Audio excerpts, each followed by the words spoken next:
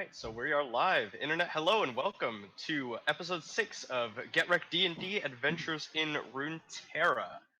I'm not sure if there's any big announcements other than the fact that week 1 of GRLCS Fall 2020 it concludes today or tomorrow. I don't know when the week begins. It concludes tonight. It concludes tonight, so all of those matches will be finishing up, and you will get to see this stream starting Sunday morning, 11 a.m. Sunday bright morning.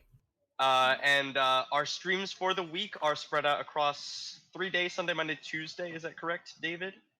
It is spread Sunday, Monday, Tuesday, Wednesday, Thursday, Friday. Oh, I thought. Wait, it's spread out all. Holy. Yeah, so it's going to be. We have 5 conferences, so 1 gold, 2 platinum, 2 diamond. So platinum are the large conferences, so we've got gold on Sunday, platinum games of the week on Monday to coincide with Monday Night League, and then Tuesday, Wednesday are the diamond conferences, Thursday, Friday are the platinum conferences. Whew. Great. Okay, so that is your stream schedule. It's all available on some channel in the GetRec Discord. Should be pinned in the announcements, I believe. Yes, and so that is for your convenience in case you are also a LCS/LEC viewer and you want to be able to watch all of them live. We decided not to compete. In any case, yeah, we figured out lucky we lost for that LCS. Yeah, lucky for Professional League of Legends. We decided to. Sorry, all right. I lost that competition. In any case, as for what this is, if you're new, this is where we play a Dungeons and Dragon campaign set in the world of League of Legends Runeterra, as it were. I guess Runeterra is kind of like part of it, because you've also got the Void, which is somewhat distinct. Ooh, this guy going off on the Void again. In any case, David, you'll see in the top left of your screen is our Dungeon Master. He's also the head shoutcaster for Get Wrecked. And then the 4 of us across the bottom, Ariel, Jack, myself, and Joshua will be your players tonight. Eventually, normally we also have Megan, who is also with us and playing as Spia Panapucci. But she will not be here, at least for the beginning part of this session. In any case... Yes. Some naughty girl decided to schedule her GRLCS match right now. Is it 3 of the 5 of us or 3 of the 6 of us who are normally on the show are on GRLCS teams this split? Is that correct? 3 of the 6, yeah. That's excellent. All right, we're gonna go ahead and get started with the GRDnD campaign. At some point in the middle, we'll take a short break and we'll throw all those announcements at you once again, as well as one more time at the very end. So let's go ahead and get started. Let's not. Oh wait, she's here. Excellent. All right. Perfect timing. We will be pulling Spia in shortly, right now. as it were. Right now, yeah. So we'll just give her the go. Look at that. All you have to do is mess around for half an hour and suddenly... Oops. We're all here. Now it's all screwed up. No, I fixed it. Very quickly I fixed it. Very quickly fixed it. All right. Easy. Spia's here.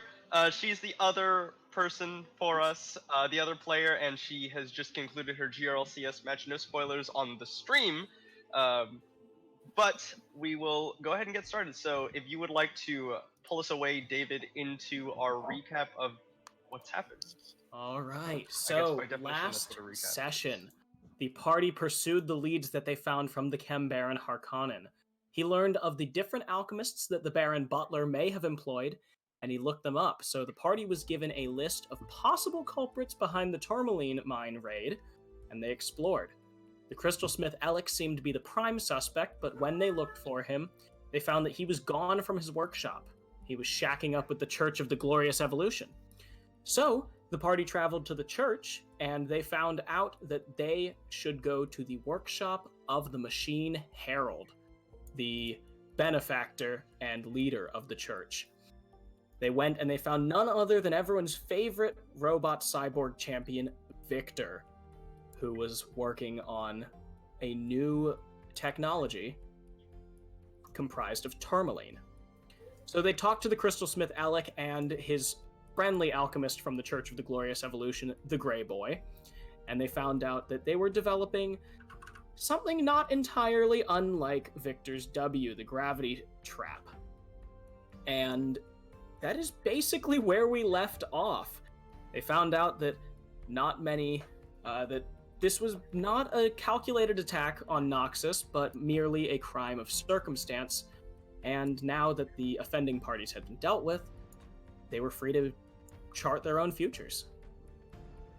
And that is where we leave off, in front of... Well, actually, we were at the tavern, weren't we? Yeah, having a little wrestling match after writing up our letter to NVIDIA. Oh. How did I forget about the wrestling match? That was such a headache. Literally for me, I got suplexed. Victor had also talked about the Defender of Tomorrow, who was quite a nuisance to him. Yeah? Yes, that Pilty, his former partner in crime, Jace, he actually invited the party to possibly join the cause of the Glorious Evolution and help him deal with this nuisance of arrival. Okay. So, is it tomorrow? Can I go to the sermon or whatever? Yes, it is tomorrow. You can go to church. Yes, excellent. Tarsk is very excited. He gets up very early to go to Callie's awake. Mass. Who would like to get a little religion in their lives? Oof. My Elgar's probably not getting up early. Callie's awake, but she's doing her meditations, not paying Tarsk any mind. Or have you been awake longer than I have? Probably. Callie would probably wake up at 5 a.m. And Callie only. And you're just doing your dances or meditation and off to the side. Mm-hmm. Do we have one room, or how many rooms? We had two. We had the boys and the girls. Yeah. Oh, okay. Yeah, Tarsk is just sort of busily, he knows subconscious. I think he consciously knows that people can't see it, but he's subconsciously making sure his fur is neat so that when he goes to getting his Sunday best grooming. But yeah, if there's nothing stopping me, I will head off back towards the where they were receiving the message. All right. So while the rest of Piltover is still asleep at this early hour, as you head toward the Undercity of Zaun, it is still, well, not booming, but it's certainly bustling for something this early in the morning. The sun is barely cresting the western sea and pouring into the city, and the sun rays make interesting patterns as it kind of cuts through the smog here as you get further into Zaun. You retrace your steps and go back to the Church of the Glorious Evolved, the cathedral, and the door is open for you. Excellent. Is there anyone in the pews or anything? Are there pews? There are not pews. They almost look more like workbenches. Not like a pew in the traditional churchy sense, but we lost me. Oh, and now we've got half of Alex's face there. I fixed it. We fixed it. But so it's not really pews in the traditional churchy sense, but more like workbenches, almost like, kind of kneeling at just this metal block sitting in front of you will take the place of religion, really. Okay, cool. Are there other people there? Yeah, there are. Again, it's not like a full church service, but wow, she's really not having a good time. Good, I'm on top of it. Not like a full church service sized room, but it's kind of morning prayer. There's maybe 2 dozen people kind of clustered toward the front, not really sitting together, but certainly not avoiding each other. It's a very gentle kinship that they have going here. That guy who we talked to last time, what was his name? Wow, you asked me the hardest questions. You really do ask me the hardest questions because I didn't write it down. I didn't write it down either. That's Oh, why. the robot usher. Yeah, Yeah. that guy. Was it Comb? Comb. Comb? Comb? I think that's what it was. Like that. It was I think it something like was. Comb? Okay, do I see Comb? Look at Elgar getting a name right. Wow. Look at that. Elgar can even pronounce it. You see a, yellowish brass, the back of a yellowish brass head that looks suspiciously like the same color that was, covering most of Colm's face. Is the workbench around him like open that I could just sort of like unobtrusively go and sit next to him? Yeah, there's certainly enough space for you. It seems like they've kind of allowed like a little bit of personal space maybe, but you can certainly get in there. Okay. I'll walk up to him, and if it's I want to attempt to like if I get close enough that I realize it is him, then I'll sit down next to him. It is him. He's kneeling and just has his hands, palms face down on the desk or on the bench in front of him. Okay. I'll similarly place my hands, palms down on the bench. It is good to see you, young one. Someone so young and so healthy. It is refreshing to see one of you in our ranks today. Yes, I'm very excited to learn of your church's teachings. Who will be speaking? Excitement. That is something that we will unlearn from you. Oh, nice. I believe the Herald himself will be making an appearance this morning. He usually does. Okay. In response to that, Tarsk he's like looking at him and a look forward and just sort of wait there, not really making any more conversation. So it actually seems like Colm appreciates this. He seemed to be sort of like deep in his thought, his thinking. Appreciation. I thought we had purged that. It's not so much like warm kind of friendly appreciation. I'm kidding. It's a little more of a calculated respect that he understands that you understand his way, and he is as appreciative as he can be. Like appreciate as in acknowledge and a scientific appreciation. Yes, exactly. Okay. All right. So you only wait for a little while. You're just kind of keeping to yourself, milling through your thoughts, but in no more than 15 minutes, you kind of feel the energy in the room, literally the energy in the room, kind of hum to life, almost like basically like a factory floor starting to light up as everyone just kind of sits up a little bit taller, and their heads, they don't quiver or jitter as much. Something is about to happen, and that is when the floor in front of you, in place of where there might be an altar in a different church, opens up and a platform rises up, and it is none other than your friend from yesterday, the Machine Herald himself, Victor. We're friends? Sorry, your comrade. All right. It is good to see so many who come to hear the word. Glory be to the evolution. And everyone just doesn't say anything, just bows very lightly. Tarsk will also bow. I do not come to tell you what to believe. Of course you already believe. It is what you are here for. You do not listen to me in order to be convinced. You listen because you know that you must progress. And he begins to orate and talk about the things that he doesn't talk about things that might be, because everyone who's here knows what might be. He talks about the things that must be done in order to achieve the evolution.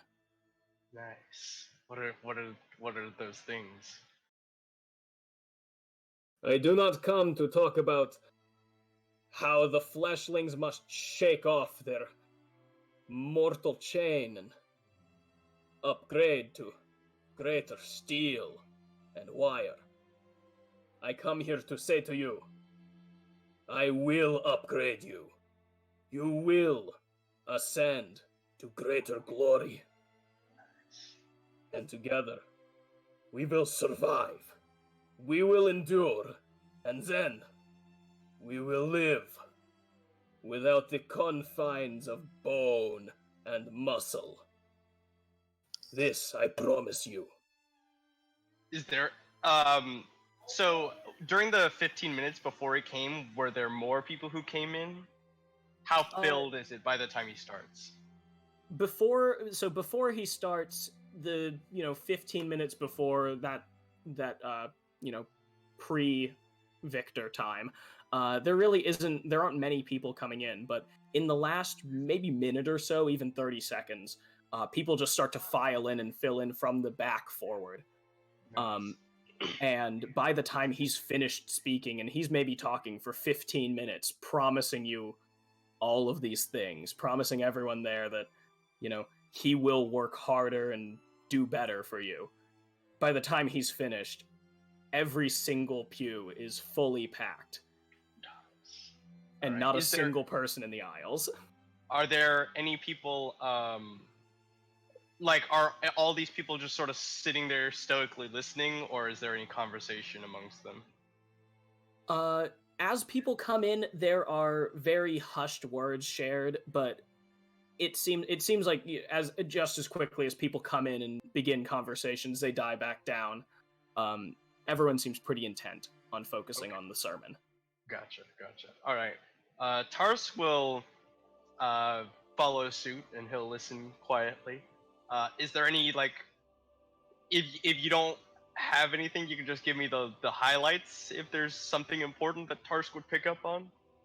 Are you thinking in terms of action items that Victor is suggesting? Yeah. What must I do to facilitate this glorious evolution?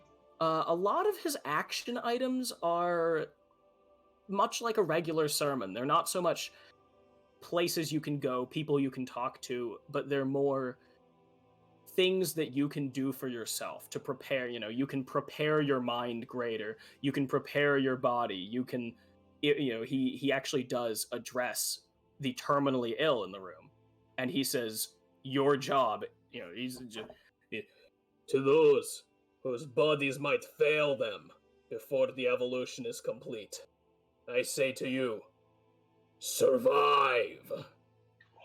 The glorious evolution does not wait for the frailty of human form to be overcome itself, but it waits for the spirit to control the body.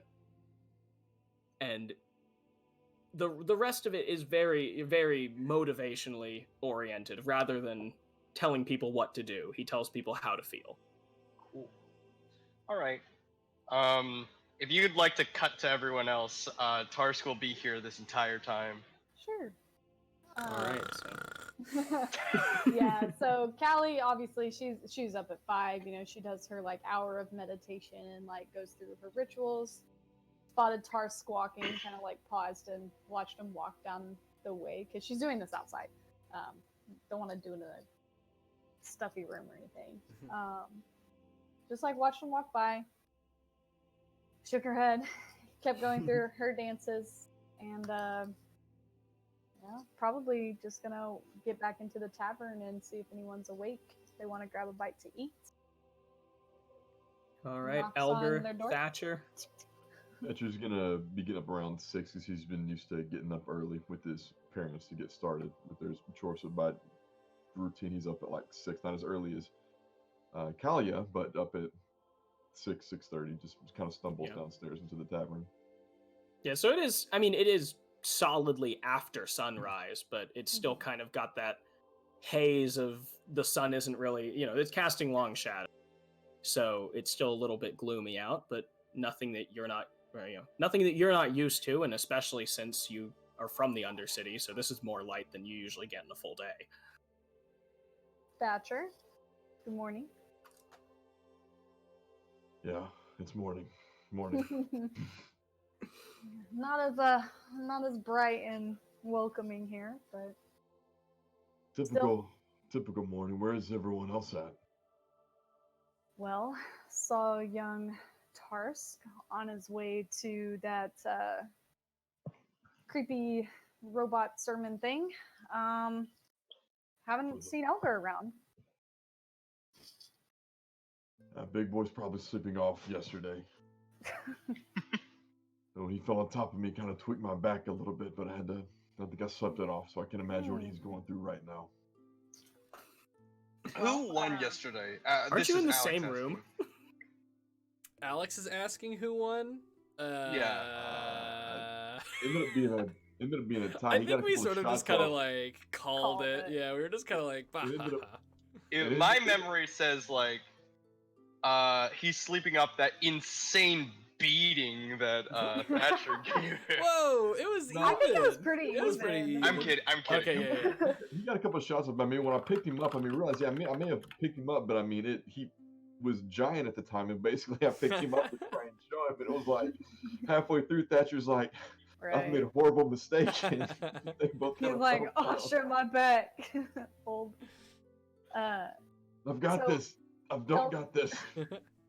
Elgar still up in the room sleeping, I assume? Yeah, I was gonna sleep. I probably would wake up around like 9 and be hungry.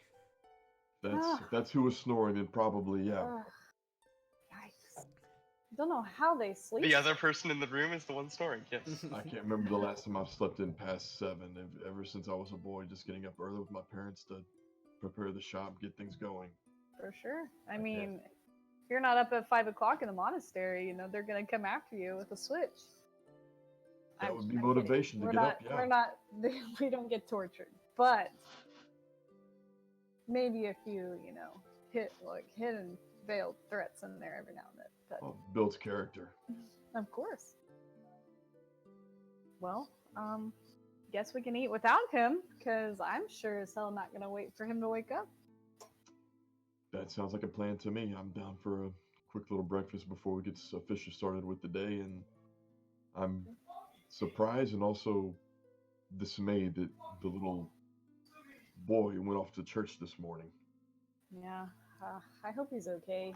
Callie kind of waves over at the bartender, and could we get some breakfast? Just whatever your house best is.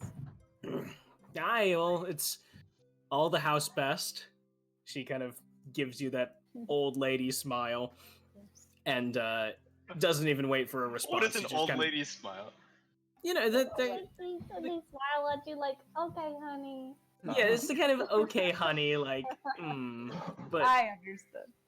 With that little like old lady pirate smile. It's like it's the okay, honey, but also I'm just jerking you around, right? But yeah, so she doesn't even wait for a response. She immediately turns around, tosses another log on the wood-fired grill and just cracks a dozen eggs without a single pause, and just gets to work on breakfast. And within a couple of minutes, you've got eggs and scraps of fish and like kind of starchy cakes. It's sailor fare. It is, because you're at a sailor tavern, but it's high class sailor fare. How much, ma'am?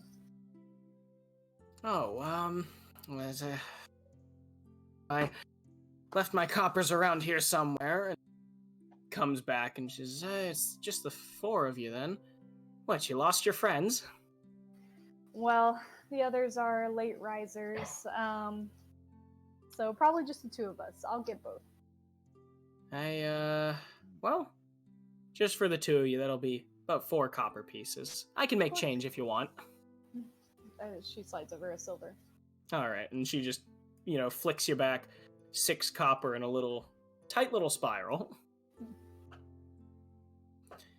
Pockets the silver and leaves you to your breakfast. It's pretty much empty in the tavern. A lot of the sailors who would have had things to do this morning would be long gone, and the ones who don't, they're sleeping in. Thatcher, do you remember anything about your home in Ionia? Not a lot. It was just any place around there was just mostly forest and greenland. I know anytime we've been back, we were back there. Mom spent a lot of time in the gardens in Ionia. That was her favorite place to be. Of course.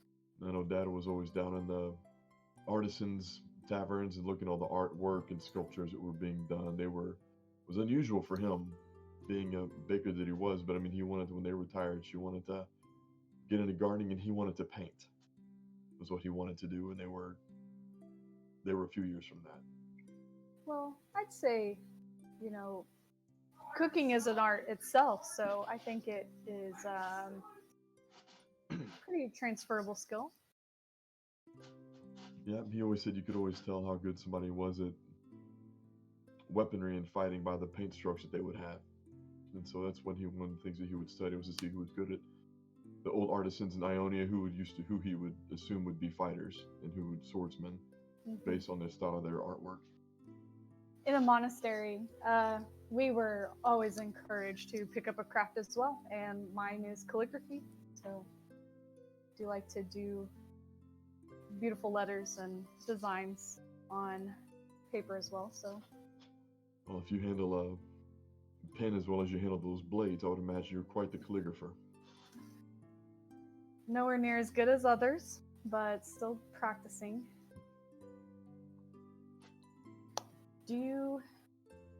Sorry for being blunt, never really was known for small talk, but do you want to stay here? Do you like this place at all? Is Piltover your home? Do you consider this where you want to be? It's tolerable. It's helping me bide the time.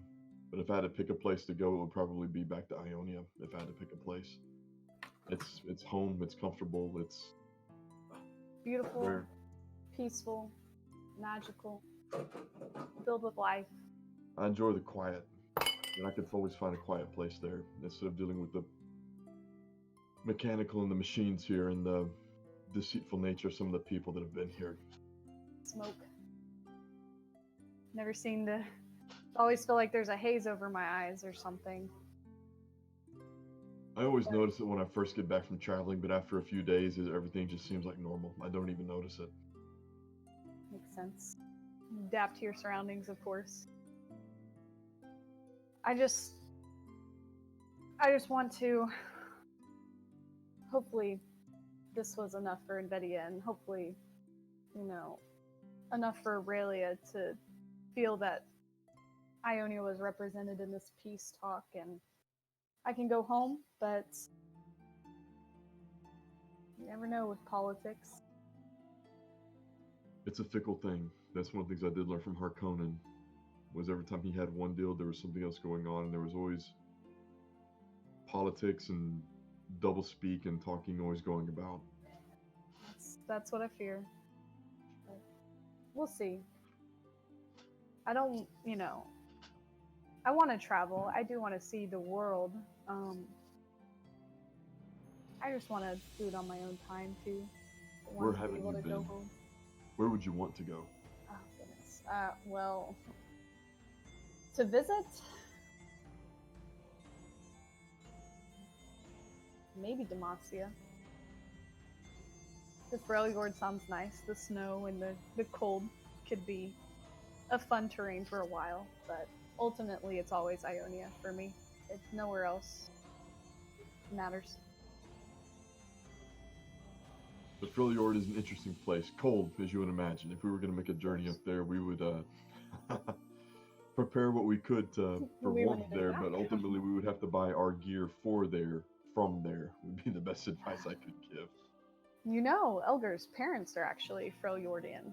That's what he said his heritage was, so, maybe they would want to visit, or we could convince them to go sometime. But I think first things first is getting this letter to Invedia and seeing what she needs us to do next, if anything.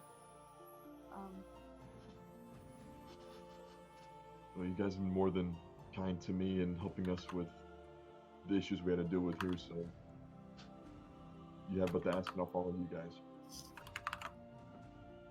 Well, these words turn out to be very prophetic indeed. Within a few days after the after you send out the letter, within a few days you send out the letter. A few days later, so after about a week's worth of downtime and time to just kind of ply your trade and visit. Oh, we're just spending like a week or so in Piltover/Zaun area? Yeah, we were waiting for a response. Oh, okay. I very dutifully go to church. Every day. Meet new people, learn about it. Does Tars get any upgrades? Does he get some, mechanical kneecaps to raise his height at all? Little jacks on his legs.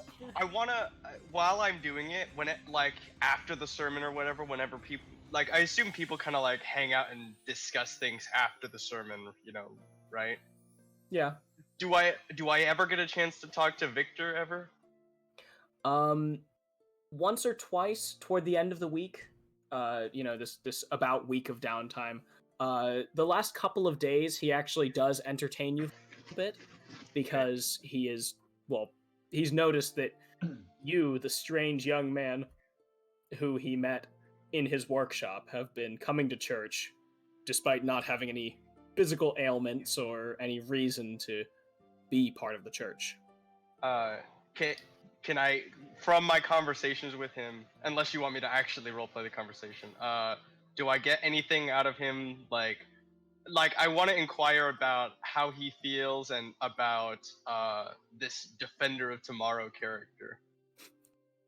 When Tarsk isn't exactly a tactful person, so I'm assuming. Whoa, hold up, my charisma's 15. That doesn't make you tactful. But I'm assuming within the first the first time. But yeah, no, I'm asking him straight out because there's no. I'm not trying to hide my. Yeah, I mean the first time you do, he says, the first time you ask him about this Defender of Tomorrow, he tells you, well, if you are serious about the cause, if you are truly a friend of the spirit of humanity, yes, I urge you and your friends, come down to my workshop at the end of the week. We can discuss further. Oh.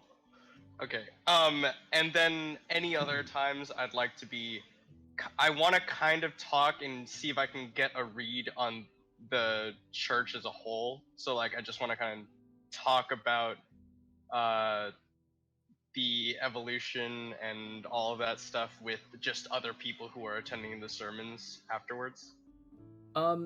So give me an insight check. Okay. And actually give me an insight check with advantage, since you've been going here all week. Okay. The higher roll was a 14, so plus 4, so 18 on insight. All right, so your conversations, your rather disarming nature of just being a young harmless boy, and also some people seeing that you have shared words with Victor and shared words with Colm as well, they feel a little bit at ease with you, despite you not really being one of them in physical terms. But you learn at least passing details about a lot of them, but you find out a lot of these people are ill. Some of them are seriously ill. They have, the gray disease that's afflicting their lungs and keeping them from realizing their true potential. A lot of them also have family members that are suffering from this, and some of them that even, just had bad augments that, like an arm that malfunctioned or exploded even. So they come here for a second chance. They come here for hope. Cool. Yeah, that's kind of that is actually precisely the information I was after. So, Oh, that's good. I will, that happens throughout the week, but I'm not gonna. But I will, like, after that conversation with Victor, I'll tell Elgar that I want to go see Victor at the end of the week. Cool. But I'll actually, at some point, I'll be like, Elgar, my friend. Yeah. What's up? What is our plan? Like, so I assume most of my time during this week, I've been like, I don't know what the other four of them are doing, but Tarsk has been like strangely absent. But you guys like see him because I come home every night. But like, I see you every morning. Yeah, and you see me every morning. But like, you guys have not. I've been pretty sparse or scarce. Yeah. But one day I'll be like, Elgar. What is our group's plan? Well, I mean, are we still waiting for a response from the stewardess? Yeah, we sent that her way. And then Elgar would have just kind of been like reading a little bit. I also wanted to try to like blacksmith with that iron that Spia and I stole a while back, but that's a side thing. But yeah, I mean, it's kind of like a vacation in a little way. I don't know if that's something you have ever tried to do before. It sounds like you've done some traveling, but we've been through something a little bit dangerous, and I think everyone's just kind of taking a beat to rest and relax. Excellent. Yeah. I have been summoned by the what is his title? The Machine Herald? The Machine Herald. Yeah. I've been summoned by the Machine Herald. You remember. We met. Yeah, no, he seemed like a good guy. In any case, I would like to invite you to come along with me to this meeting. Oh, okay. Does he need something? This isn't like an augmentation thing, right? I'm still good on that for now, but Tarsk will be like, no. Oh, okay. I believe he may provide us with another mission. Well, I mean, as long as we get something out of it ourselves, I think I'm okay with that. Tarsk is upon hearing this, like, what Tarsk takes to be like, okay, we're good, I'll do it. Tarsk will just like abruptly stop talking to him and go. What a strange little man. But yeah, I also want to try to. I was going to try to make my own version at trying to make a better Ionian blade with that with that iron that we took. All if right. I can find somewhere to that will let me do that, I guess. Or yeah, I mean, you've got your full week, so you can ask around fairly easily, and you find Piltover's Street of Steel, kind of the equivalent of where you worked in Basilich. Mm-hmm. It is fancier. Everything's a little bit shinier, a little less coal-fired or wood-fired, but an anvil's an anvil. So you negotiate your way in. You rent the anvil from them. Although give me a persuasion check to figure out persuasion check. Yeah, how the terms of your anvil agreement. Yes. How well you rent them. 0 to that. So let's see. We got a 7. Oh, a 7. A 7. All right. Total. So 7 is okay. All right. So it's a quick maths. Doing this all in my head. All right. So the negotiation You try and you try and argue against him a little bit, but this head blacksmith really isn't having much of your pleas. Oh well, I'm a really good blacksmith myself. You come from a place with much better steel, and so he's not really having it. But he allows you to rent his place for 12 silver a day, like 12 silver a work day that you're working. Okay. On this sword. Gotcha. Well, we've got like a week, right? I'll probably like put in like 3 days on it. So 3 gold, and that's 6 silver. Yeah, that's about the time. So 3 gold, 6 silver for the 3 days, and now I would like you to make 3 blacksmithing tools checks. Cool. I assume you have proficiency. I do. Nice. What's the modifier for using tools? Let's see. Dexterity. Dexterity? Well, it depends for on... blacksmithing. Blacksmithing, you are allowed to use... Be strength, right? I can use you strength? can use strength Sweet. or wisdom. I'll allow you to use either, Strength because it this is. is this is a learned task. Okay, so plus my strength and plus my proficiency, that's a +5. So, +5. I'm just gonna... You want me to do 3 separate rolls? Is that where we're... Yes, give me 3 separate rolls. Alright, so we've got 16 total. It was a 5, right? 19 total, and a 7 total. So, okay. 16, 19, 7.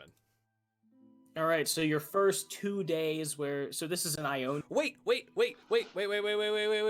thingy gives me advantage on blacksmithing tool checks. Yep. I was gonna say, Okay, forge, so those were my first 3 rolls, so I'm just gonna do them in order for the advantage, because I forgot. So the first one was 19. Yeah, the first one was an 11, so that was 16. So it's still 16. The second one was a 19. Oh, that one actually goes up to a 23. And the third one was a 7 total, and it's actually a 13.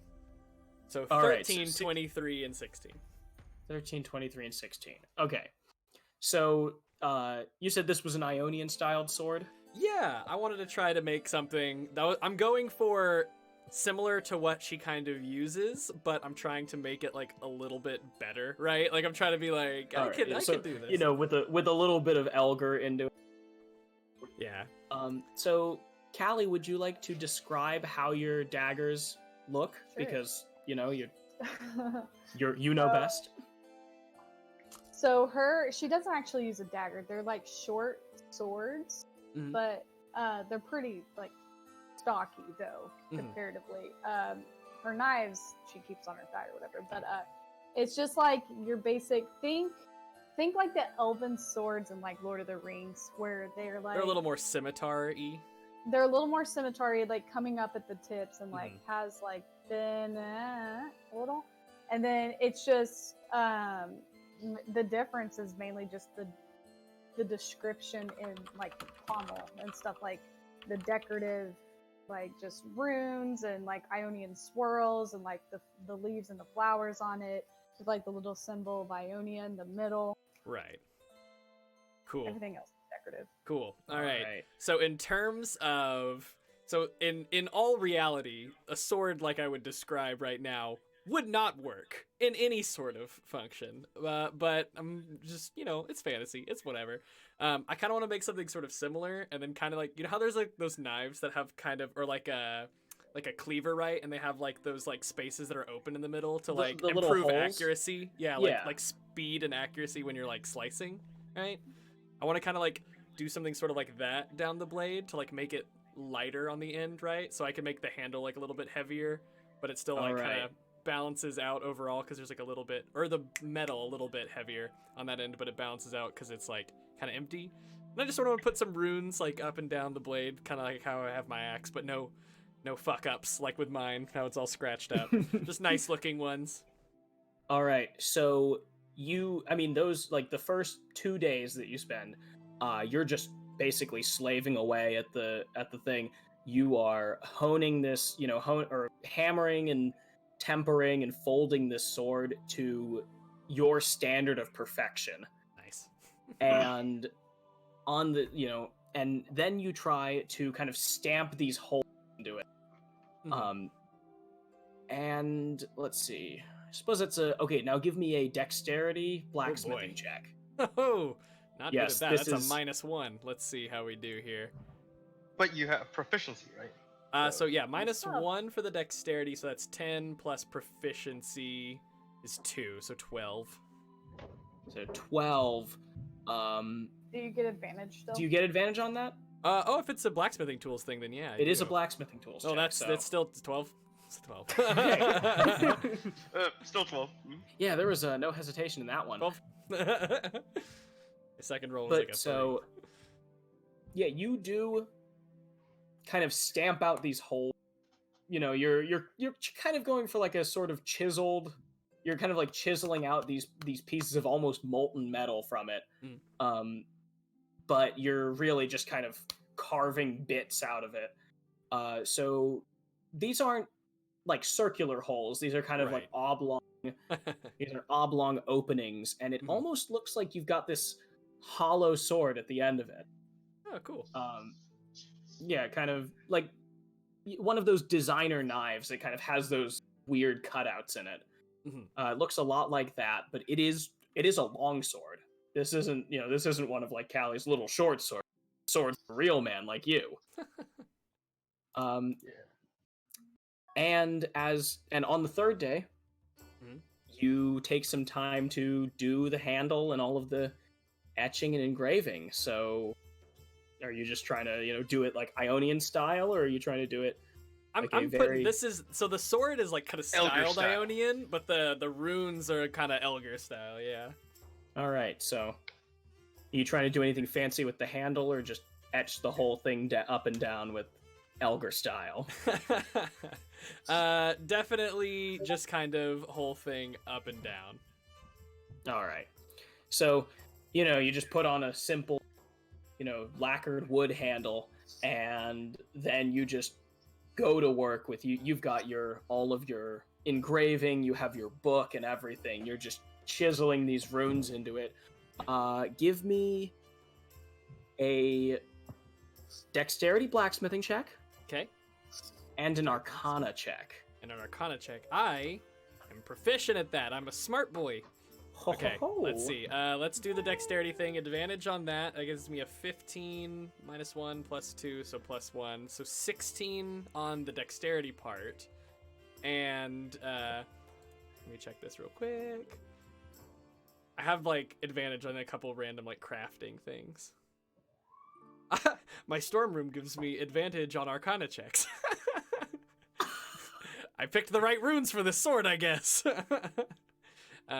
So that, and I have a total of +4 on those. So 16 +4, dirty 20. All right. On the end of the third day, you have been working tirelessly, barely sleeping more than just to rest your weary muscles and, to catch a nap while the forge is reheating. But by the end, as you chisel the last rune into the still slightly steaming metal, you lift it up and you kind of think to yourself, now this is a sword that even Kalia can be proud of, and plunge it into the water to temper it. And as you do, the whole the whole trough of water immediately vaporizes. That's badass. And as you pull it out, it seems like one of the runes that you etched into the sword is glowing. Wow. As if it's almost on fire. Ooh, very cool. You spent some considerable time and effort and rolled really well, and you have accidentally forged yourself a magical sword. Woo! Pog! Wow, neat. I was just going for style points, but trying to get some cool magic runes on it. Yeah, I will write up that block for you, and I'll have that at the end of the session. Yeah. Neat. Awesome. Congratulations. Neat. So that's Elgar's Tale of Bossing Say. Nice. So, I've been watching a lot of Forged in Fire.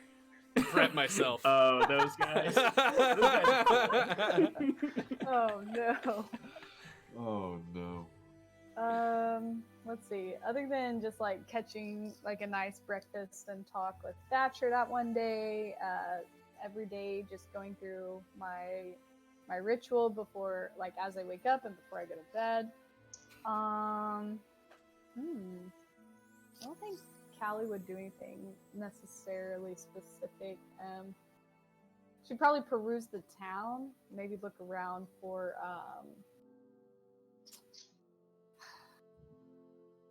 she doesn't really need anything. I'm not like a.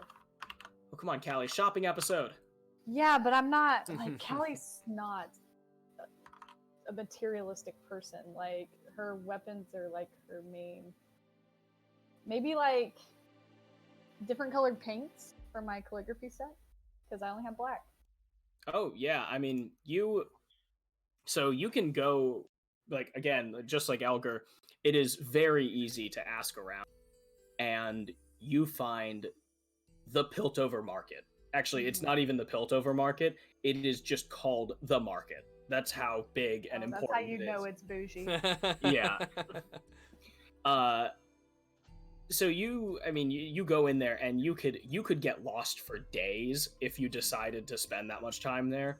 Sure. It is not so much an open market the same way that the kind of swap meet style of the place in Basilich that you went to, or even some of the more, free form elements of the Zaun markets that you were down at. It is called a market, but it's sort of like one giant Whole Foods that sells lots of stuff. It's kind of like a Costco with fewer boxes and shelves. Sure. Like the produce section. She'd buy a few paints, mainly like the blues and the greens of Ionia. Maybe a white to highlight. Let's see. What else? I guess she would try to practice, because Thatcher kind of talked about painting, and she never necessarily painted. She, did calligraphy, which is similar, but not. So she'll try her hand at, trying to paint some simple things. They're very abstract, because it's not necessarily like the form of a tree, but it's more like what she would imagine its spirit to be. Just stuff like that, probably. All right. Well, your paints and parchments and everything, you've got, you purchase as many of the different colors that remind you of home, and all of those, remind you of home, kind of give you the unique exotic feel. All of that is going to cost you 2 silver. Okay. And now, so you just said you're kind of painting from the heart, from home. Yeah. Okay. Okay, so give me your, what's history? Is that intelligence? History is intelligence. Okay, so give me a history check and add your proficiency with artist's tools. Artisan? Right. Painter's supplies. Crap, what tool is that? Painter's tools? Is that a thing? Mine are calligrapher's tools, but I'm trying to... I think you're also calligraphy. Oh, so wait, are you trying to go for like painting a picture, or you're just kind of like? I mean, it's abstract. I'm more trying to like practice the like basics. The brush strokes. Yeah. Oh, I was gonna say, like, is this like kind of like the old days of like illuminated manuscripts, right? Like you like write a page, but it's kind of like art. And I'm thinking she's going full Mulan, like the beginning of Mulan, the paint or the calligrapher's brush. Yeah. So yeah, okay. So give me a history check. A history check, or if you've got higher wisdom, add your wisdom instead. To have higher, but okay. Yeah, use your wisdom. If you have proficiency in history, add that, and add your proficiency to calligrapher's tools as well. That's still only 13. All right. I literally have a 1, and I rolled a 7. All right. Well, you kind of you take some time shopping in here, and it is a beautiful construction, very abstract, all sorts of spirals and swooping lines and things. To you, it looks exactly like home. It looks the exact way that home feels inside your heart. Aww. To anyone else, probably no idea what the fuck's going on. Yeah, that's some serious. Script, who knows? That is some serious modern art right there. And then I'll do my name, a beautiful calligraphy just at the front. All right. Well, you know how to sign your name, so that is pretty much perfect. Yes, this is my work. It's like those kids in middle school who've drawn those S's so many times that they're just perfect at this point. Yeah. Graffiti artists, they know how to tag things. My God. What has it been a little while since since you were in middle school, Josh? Is that? I don't like this Josh, how long's it been? All right. All right. What are you doing, Thatcher? This whole I was time? about to ask the same thing. He's just been kind of enjoying the downtime because it's been such go with his either traveling with his parents and helping there or doing stuff for Harkonnen there. So he's just enjoying the downtime for the first time in his life, not really having to do anything. So he's been either following Klee around or going to watch Elgar in the Forge, just kind of enjoying going back and forth, not really doing anything. So which may seem like not a lot of fun or action to everybody else, but when he's been the muscle and backbreaking labor for his parents on the road, for doing stuff for Harkonnen around the city, just not having anything to do for a while, it's been kind of nice having a little bit of downtime. All right, Thatcher just sleeps in, goes and hangs out with the best friends. It's a charmed life, to be sure. Are you just constantly just chilling out at the tavern or watching him at the at the forge? Basically, just that, or just wandering around with Kalia when she was doing her shopping or whatever. Just whatever's there, just hanging out at the tavern. Okay. Tarsk is gonna go to you as well, and he's gonna be like, Thatcher, my new companion. We haven't had a lot of time, but I would like to invite you on a very important mission. Does this have anything to do with the church? Yes! How did you know? This is my shocked face. I have a meeting with the Machine Herald at the end of this week. And I would like you to come with me. I need some muscle. You're gonna need more than me if it's with Victor. Did you tell Elgar? I said I needed muscle.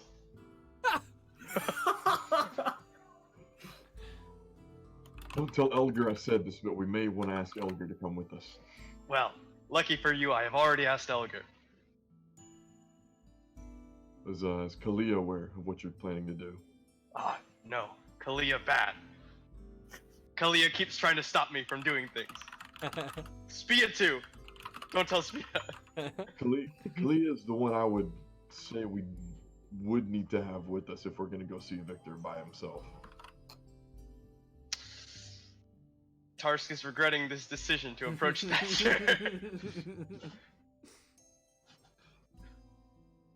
In any case, Tarsk will be like, Tarsk is going to express his desire to not have Kalia and Spia come. But he's just gonna be like, it could be our next mission, one that we are fated to follow. Well, if you're gonna insist on that, then I'm gonna insist we at least leave a note, but I'm not gonna let you go by yourself.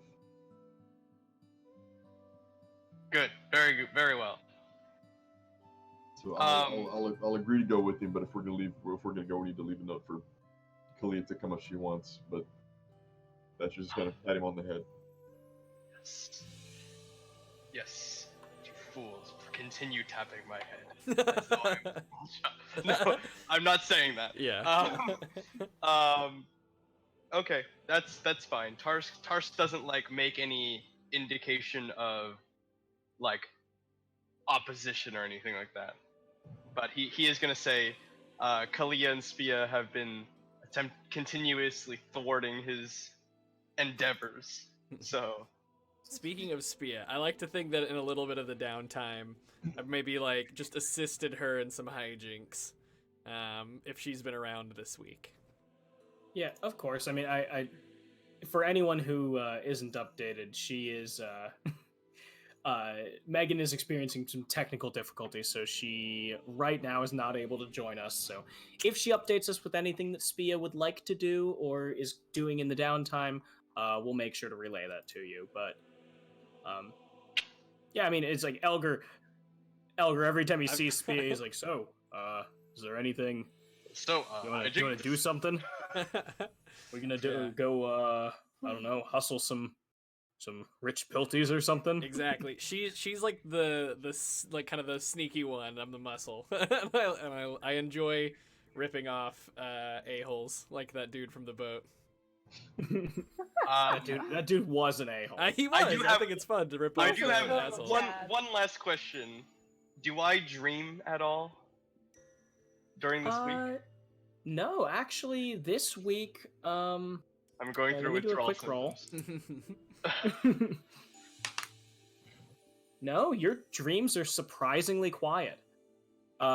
You keep getting like little, like kind of tickles during the night, stirs in your dreams of sort of, well, actually it's more like lack of awareness during your dreams. You'll be in the middle of a dream and then just fall, like when you trip and you start falling in a dream, but you don't wake up and you just kind of do nothing for a while in your dream.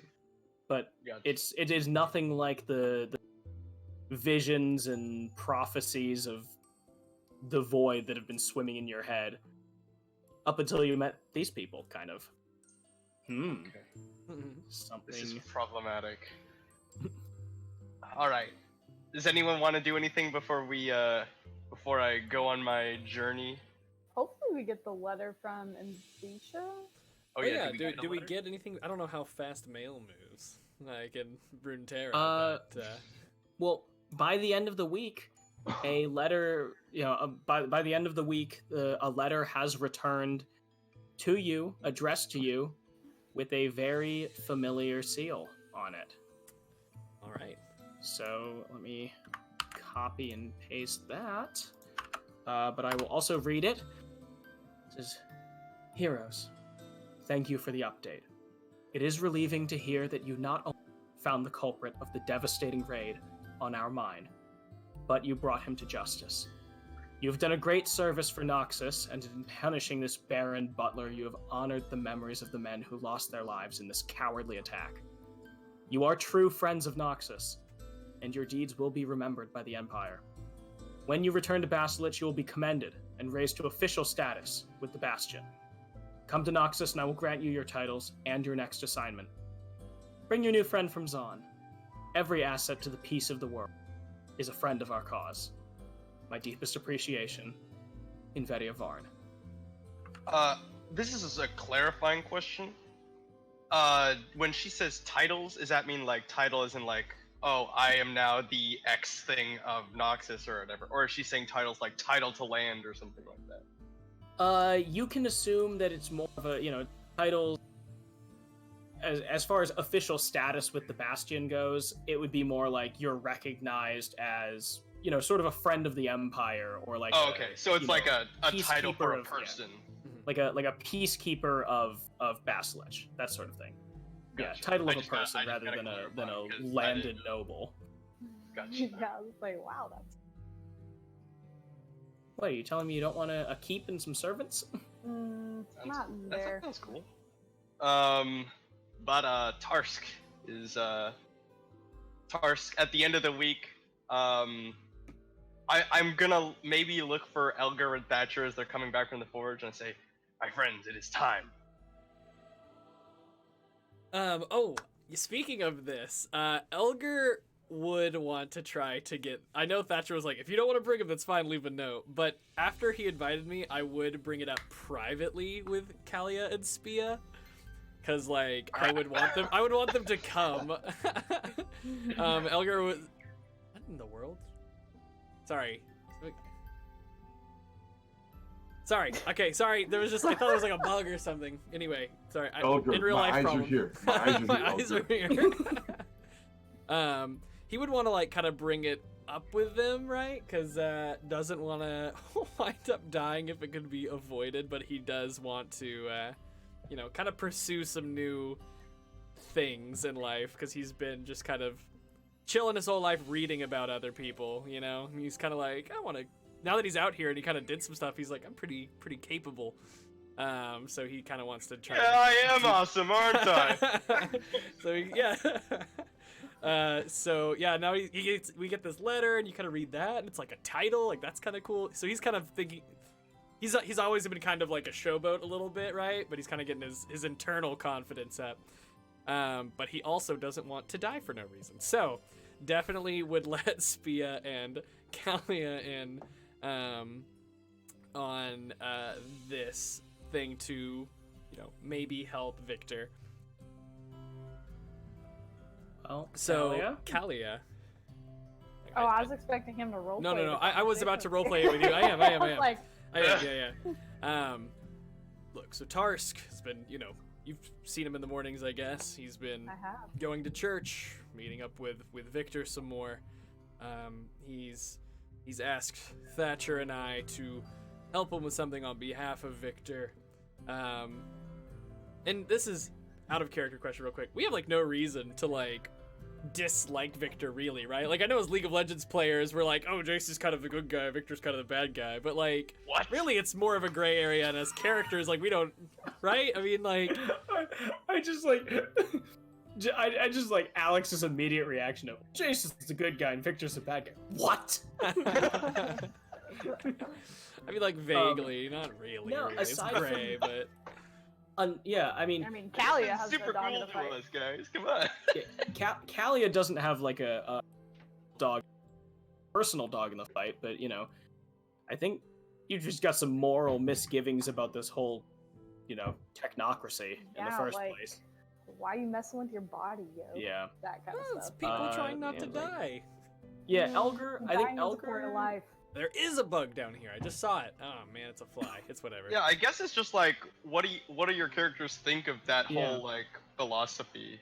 I guess. Yeah, because Victor hasn't done anything to make himself sound like a bad guy or like right. a, you know, exactly. like yeah, a that's what I jerk or wanted to anything. check. Yeah. No, he was very polite. He's never said, "Help me with my evil plans." Yeah, he's not saying Right, "Help okay, me yeah. take over the world, terminate organic life." Come on. Yeah. Right. Yeah. So, but yeah. So anyway, back to the conversation with Telia. So, you know, I think we could probably get something out of it for ourselves. You know, he has access to a lot of technology. Seems like he has some sway around Zaun too. You know, maybe it's something we can do before we head back to Nvidia. Well,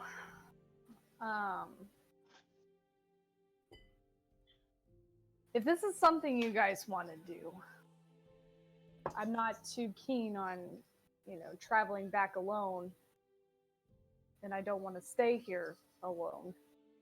So it seems if that's my only choice, then so be it. But I don't support this Victor necessarily or what he believes. If we, you know, find out anything in pursuing this, you know, we don't have to follow through. Yeah, I mean, again, you know, you guys we've grown to be friends-ish, you know. We at least know each other on a superficial level. Again, I'm so bad at like the beating around the bush thing that people always say. Anyway, I'll go. I'll be there and support you guys in battle or in any kind of whatever kind of skirmish you guys may get into. But just know that I won't support the body modification, eluding death philosophy that he preaches. I don't. Mm-hmm. death is a valuable and integral part of life, and that's what should happen to all of us at some point in time or another. So, but again, he's not forcing that philosophy on me. So if there's assistance he needs, as long as it's not assisting in the way that is putting the natural life at stake as well. Right. No, I'm on the same page, but even though it's not something that we're really interested in, augments still kind of gross me out. Kind of interested, just seeing where it takes us. It could be an adventure. Yeah. All right. Well, does Spia say yes? Probably, as long as she's getting money out of it, I suppose. Spia's like, whatever, just give me the money. She's like, how much you paying? Yeah, that's... I'm not trying to oversimplify her character, but I feel like that's how she'd react. I mean... Well, that's her main motivation when it's not directly involving her, Yeah, it's like, sorry, okay, fine, pay me.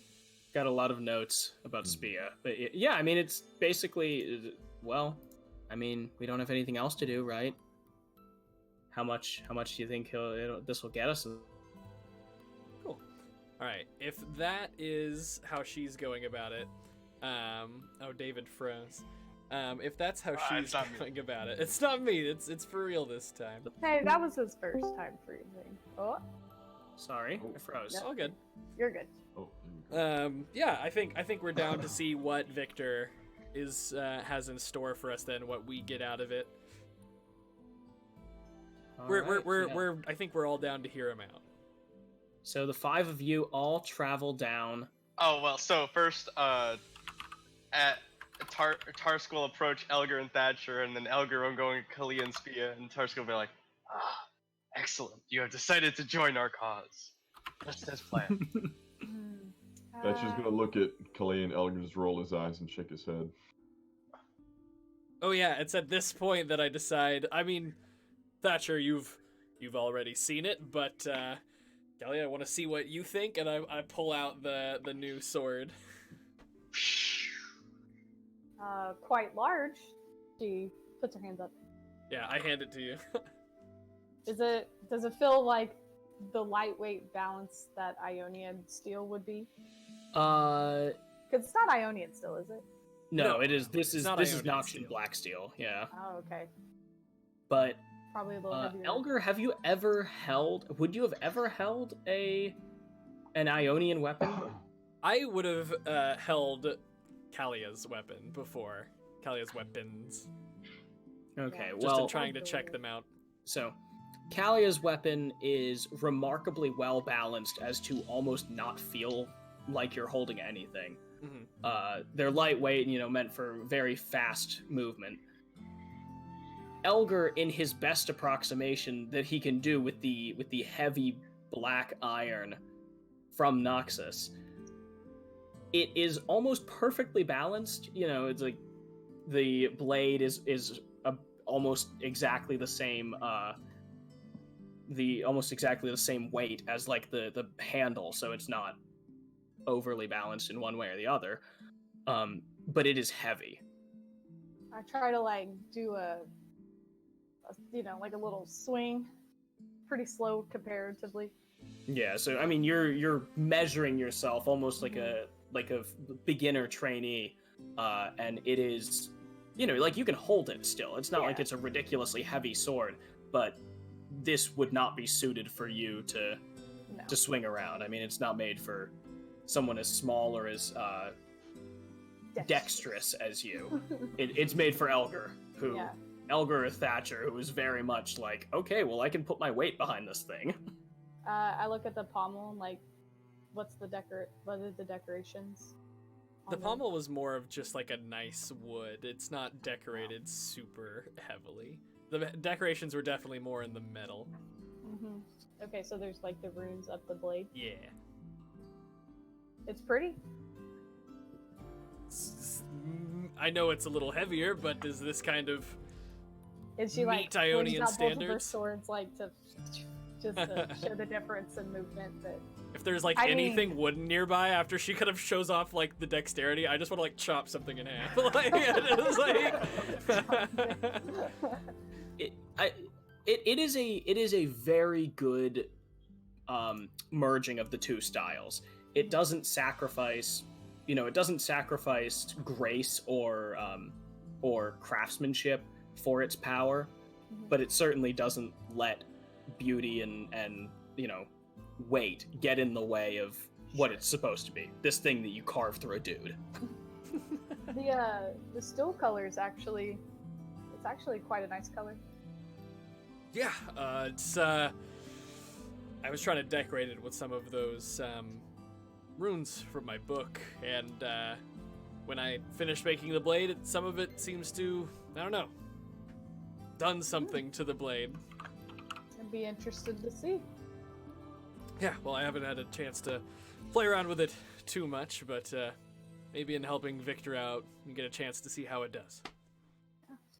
Very nice outfit. It deserves to see some sort of skirmish. See how this defender of tomorrow can handle himself. All right. So you head down to Victor's workshop, and Tarsk leading the way the whole way. This man knows exactly what he's about. So you head down, and Tarsk knocks on the door, and immediately just slides open noiselessly, just like last time. This is something I forgot to ask, but I totally would have done. He said he didn't like being called the Machine Herald. Did he say like something he'd rather be called, or should I just call him Victor? As he said to you while you were talking to him, Mr. Herald, or would you like Machine Herald, or Victor is just fine. Yes, Victor. Just like you, I am still partially of flesh and blood. Okay, I'll come in. Victor, we're here. We are prepared to accept your mission. And he kind of strides out, very, very regally, with purpose, and comes in, and he looks at you, and he's not like wearing his mask like he was the first time, or as he is in his public appearances. But he's still got he's got the full face mask, and his head is just entirely shaved. But he's got the goggles and the mask, but you can still see the skin of his head.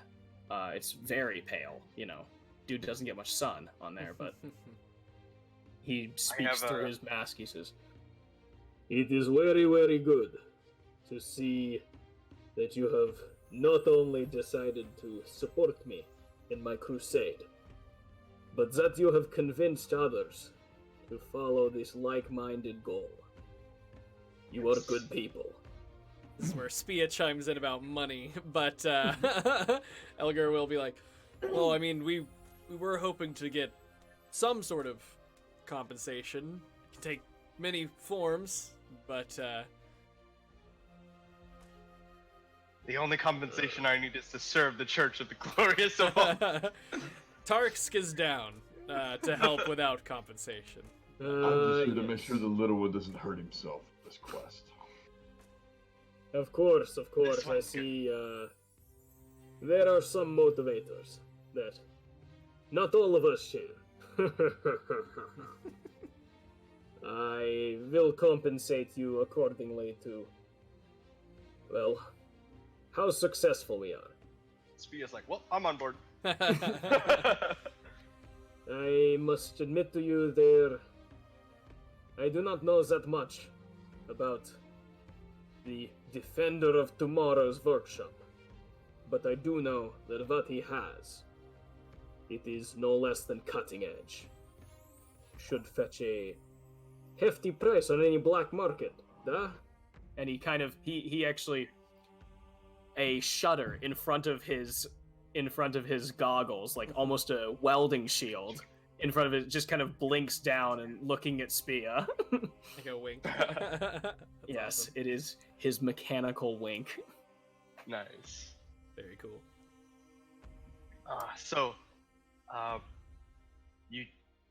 Your mission is for us to procure this item for you. Of course. It is not so much a procuring, so much as an infiltration. You are, how shall I say, more primitive than many of my operatives. You are full flesh and blood, see? Which makes you very, very good at making friends with other fleshlings. The Defender of Tomorrow has a workshop. That workshop is very heavily guarded, only to his best friends and most trusted confidants. But also, he brings in investors. With some money, a few greased palms, maybe a little bit of the old charm that some of you seem to manage. Elgar knows, like, you're not really talking about Elgar, but Elgar's, like, smiling, like, nice. Yeah, the old charm. Let me just turn that on. Maybe you can manage to get into his workshop, you see? Maybe we could interest him in some real estate opportunities. He kind of looks at Elgar. That went very well last time. Yes, I remember that going awesomely. Real estate's the move. Trying to be discreet. I didn't know if we could trust the guy. No, it wasn't a bad plan. It was more of just, I didn't know what was going on. I was like, yeah, of course. And then Tarsk with the look, I'm Victor. Ignore me. We are great at infiltration. We've already done it like twice. Please. Do not try real estate. The Defender of Tomorrow, very, very wealthy. He does not need any more land. But this may get messy. Your blood may be spilled. His, also maybe. I doubt it. But, you know what? Come with me. And he just kind of turns around and strides down. He's just walking, but his mechanical hand on his shoulder just kind of gestures you to come beckoning. on. Yeah, just beckoning at you as he starts walking. Cool. Follow him.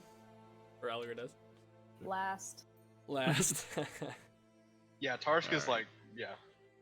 So On Elgar's shoulder. he takes you, down. Tarsk is like basically on his coattails. Victor's coattails. So he takes you, down the hall back the same way you came, but like he stops in front of one of his workshops and keys in the code. The door opens and it is almost completely empty. It looks like this is almost like a weapons testing facility. Elgar, like you back at your forge, you had like your kind of weapons testing spot, which was like a couple of straw dummies and a wall where you just kind of hit things repeatedly. Obviously, Callie, you have like your training grounds in Ionia where it is much more structured, but this seems almost like a shooting range where it's just a long, long hallway, scorch marks all over the place on the walls, and one battle-scarred dummy, just made of metal, sitting there at the end of the room. So Victor closes the door behind you and he says, Thinking about potential altercations that may happen. I do not want you to go in unprepared. Huh? The Defender of Tomorrow, true to his name, is defensive. He is very prone to confrontation, and some things he feels are best solved with weapons rather than words. I would suggest that maybe we practice a little. I have sparred with him many times, and I am not always coming away in all pieces, yeah. But I absorb, I learn, and I imitate. So maybe we are teaching you some of these things, yeah? Yes, Victor, I agree. Yes, Victor. Well, the first thing, maybe we have one of the sturdier men stand up and try this. As soon as he says sturdier men, I'm just like, all right, back up. No, yeah, as he says sturdier men, Tarsk also like gestures towards Thatcher. I'm trying to Callie push just Thatcher out of the folds her way. arms. So we've got like Elgar stepping up and Thatcher being like, wait, he's pushing me forward. Callie's almost like offended. Either of Oh, you wait, hold on. Elgar, you're like stepping forward. Tarsk is standing in front, right? Because he was like basically directly behind Right. Victor. So he's gonna like reach back and be like, "This is the sturdiest one." He looks up, he sees it's Elgar. He's like, "That one." All right, I see how it is. Let him go first. All right, you big, tall, fuzzy man. Well, Callie like has a hand on one of her knives. well, please be making sure you do not get singed in the process. He Yeah, Singed. He's Has- the other guy. he has some God damn it. he has some tricks up his sleeve. Yes. So here, you do not have any armor, no shield. Wait, do you have a shield? Just chainmail. Okay. You are not having a shield to be blocking with. Never needed one. Well, we will put that to the test. And so he, like pulls up his arm and like flips open a panel on his arm and then just starts starts tinkering with the bits on his arm, and the dummy sinks into the floor and a cannon rolls in the side. And it's not a big thing. It's probably Tarsk's height.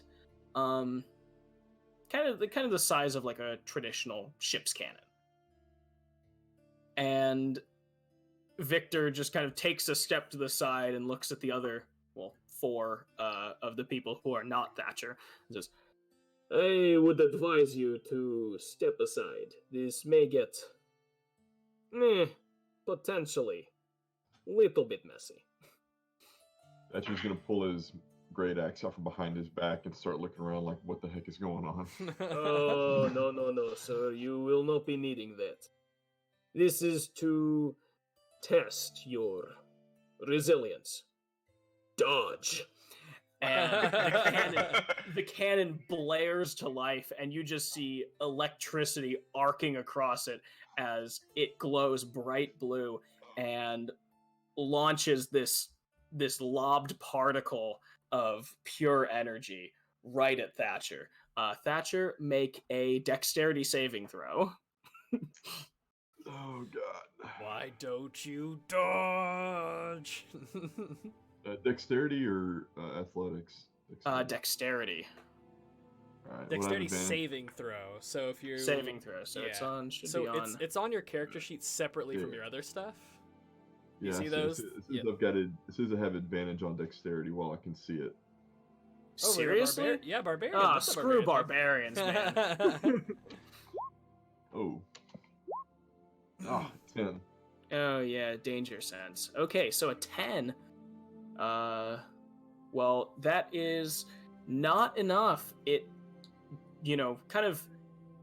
It again. This is more of a lob. It's kind of launching this thing at you, but you kind of gauge it. But the trajectory is a little weird, and you can't manage to get out of the way before it touches down and bursts into a little explosion of electricity. And you take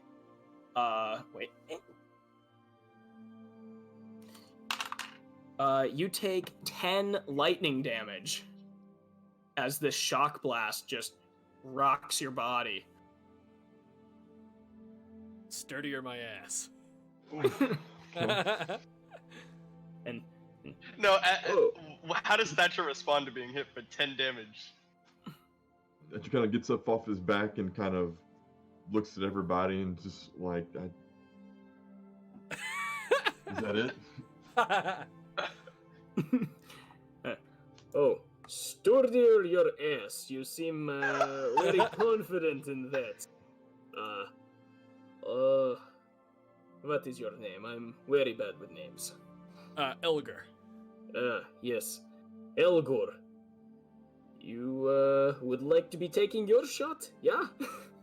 Well, I mean, sturdier, yeah. If dodging is the game, though, I don't know how good I am at that. She would be pretty good at the dodging. Oh, I see. Putting it off on a smaller target. Okay, no, look. I mean, if you want me to, like, lift something, Victor, I bet I can perform pretty well, but, Callie steps forward. Yeah, he looks over to you. Is it, Madam, will you be taking the shot? Of course. Send it my way.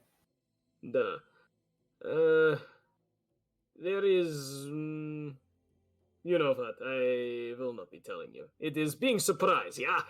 And he like taps a button, and this thing charges up, and Callie make a dexterity saving throw as it just launches. This isn't a lob. This is a full-on blast.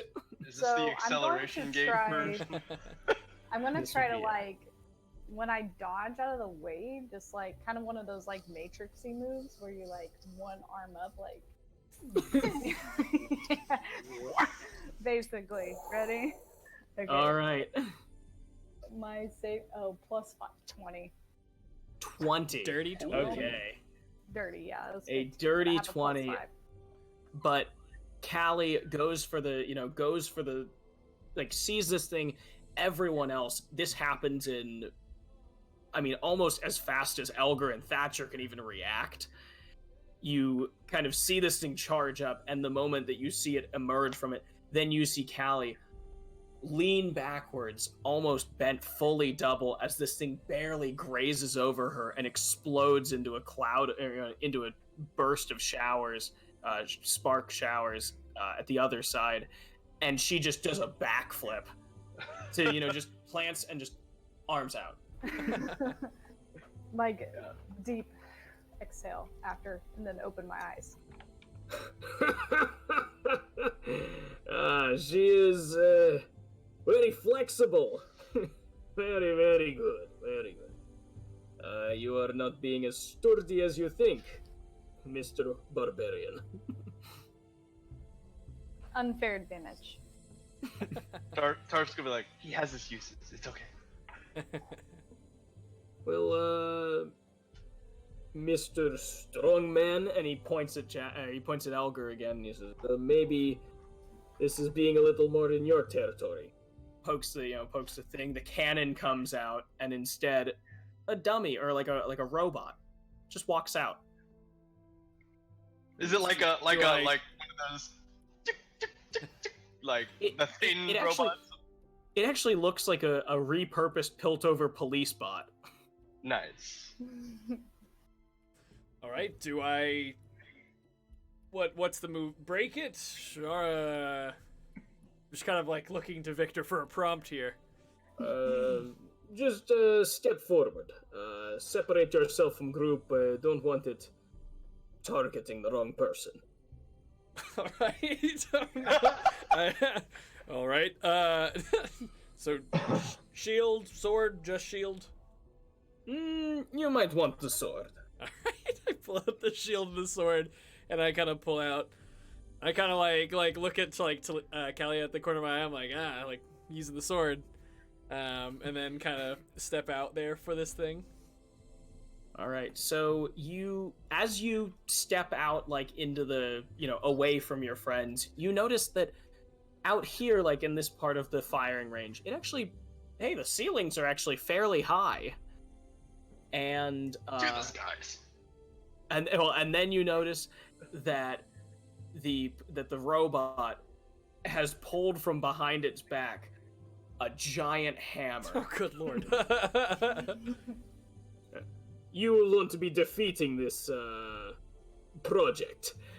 And that's when the robot runs at you and just full on, hauls back and then just smacks you.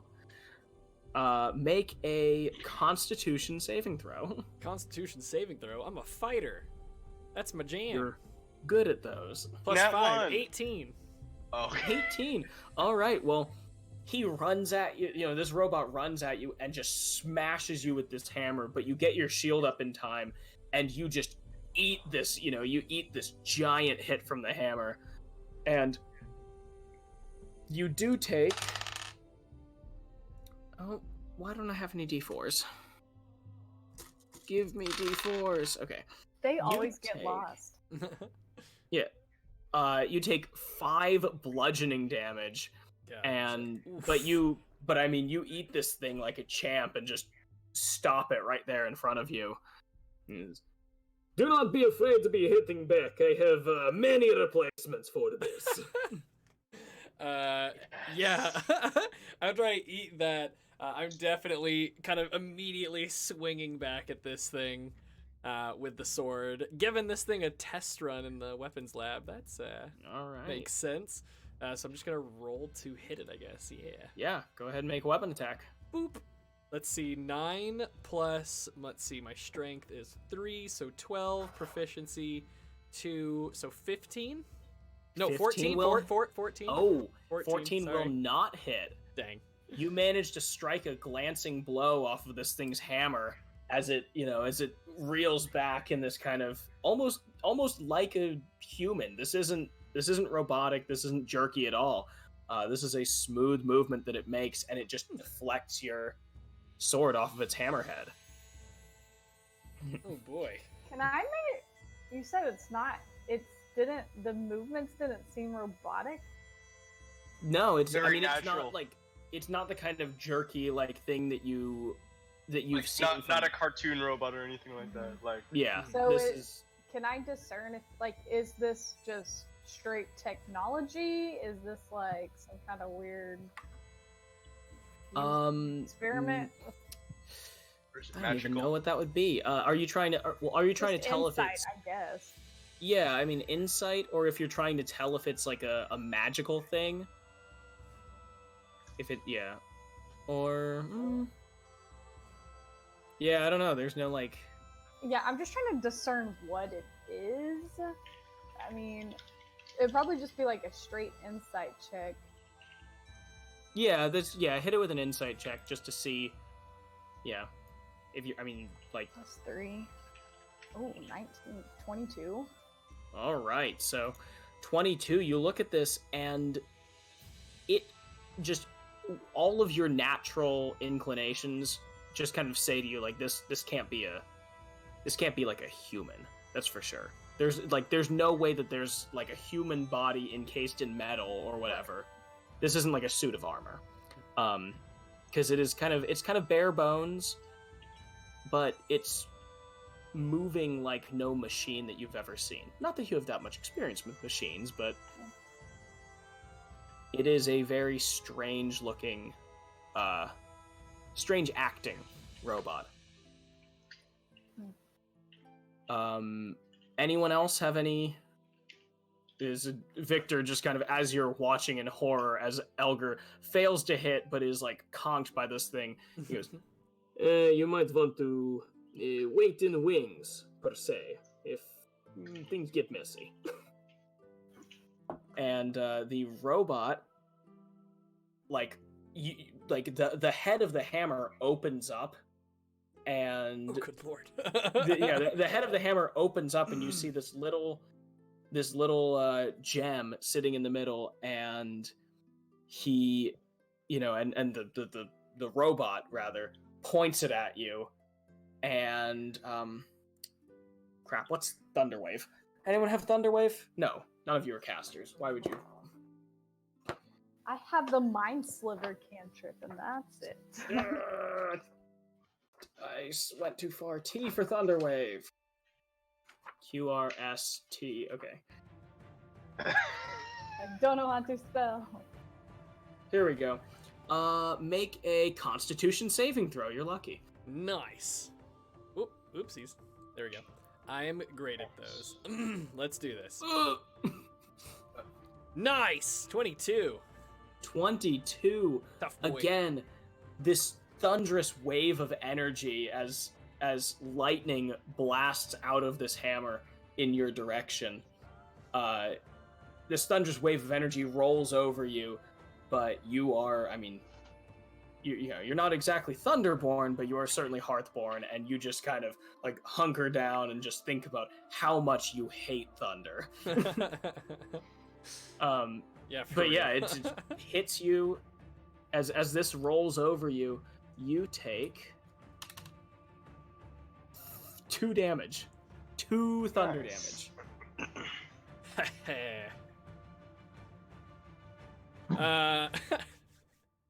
I'm gonna kind of like look over to Thatcher, be like, "That's how you take some thunder damage."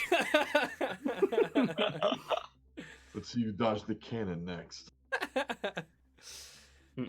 Sweet. Oh, are you wanting the cannon too? Nope. I'm good with the robot, and I'm just gonna go and try to hit press this the button. thing. Make him press the button. I'm gonna go to try to hit this thing again. All right, let's see if I can actually hit it this time. Baba booey, nice. That's 21 to hit. 21 will hit. Sweet. And I'm going to go ahead and invoke my Hearth rune and try to wrap this thing up in fiery chains. It doesn't have a super high saving throw, but it makes a strength saving throw. It needs to beat. It needs to make a 12, and I'll roll my damage on a longsword. That does not take. Nice. Okay, so it's gonna take. So I'm using a longsword, right? So that's a D8. What? Yeah, it's a D8. I think. Longswords are D8s, right? Yeah, longsword is Cool. D8, D10 if you don't have a shield.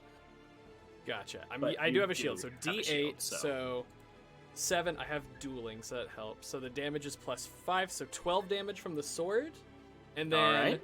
fiery shackles kind of start to like wrap it up and restrain it.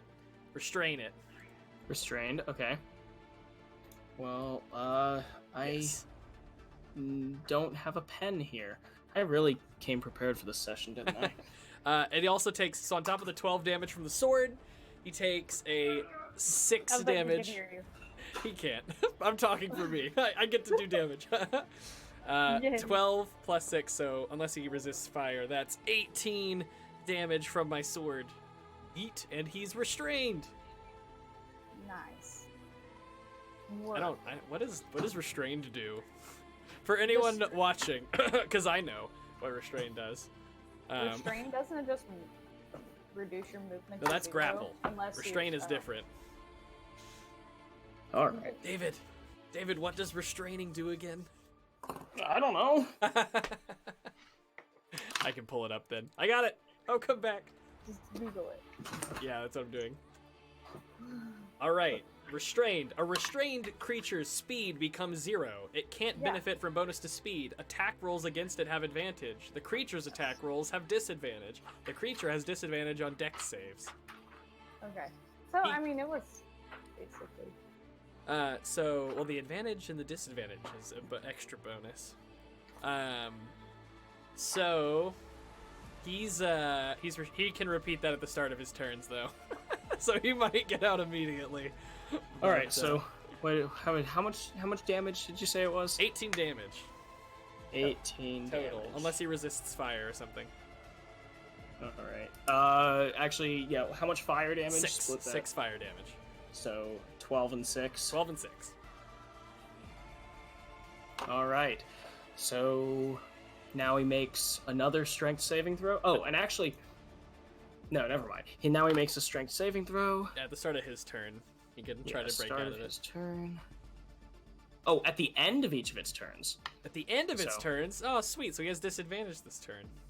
Yeah. So. Oh well. And he it's an can't attack. move, which means he is just gonna he's standing there being restrained by these fire shackles, but does manage to kind of break his one hand away and just go for the one-handed swing down at you. That's not gonna hit, because I rolled like crap. And now he's gonna try and make that strength saving throw. Nice. Oh, and he... I suppose he takes another 2d... I don't think he keeps taking damage. Oh, does he? He's taking 2d6 fire damage at the start of each of its turns. Oh, damn. Okay, so so I'm sorry. So that 6 damage then was at the start of its turn. My bad. Yeah. It didn't take it when I hit him. All right, so... it worked out. Cool. Yeah, it works at the start of his turn, and he does not break free of the shackles. Oh, that's badass. Okay, so I've got advantage. So I'm going to action surge this turn, assuming he survives my first hit. And I'm just going to try to go ham on him. All right, first roll to hit, 21 total. That hits. Yay! And that's 8 damage. All right, and actually, as your sword cuts into him, since he is still restrained by the shackles, you see the rune on the sword that you etched in that means fire. Flares to life, and the sword bursts into flames. So roll an extra d6 of fire damage. Neat. 1. Yes. Like the sword's coming through. And I'm like yes, and then it just like tickles him. So did you say 8 slashing damage, 1 fire? Yes. All right.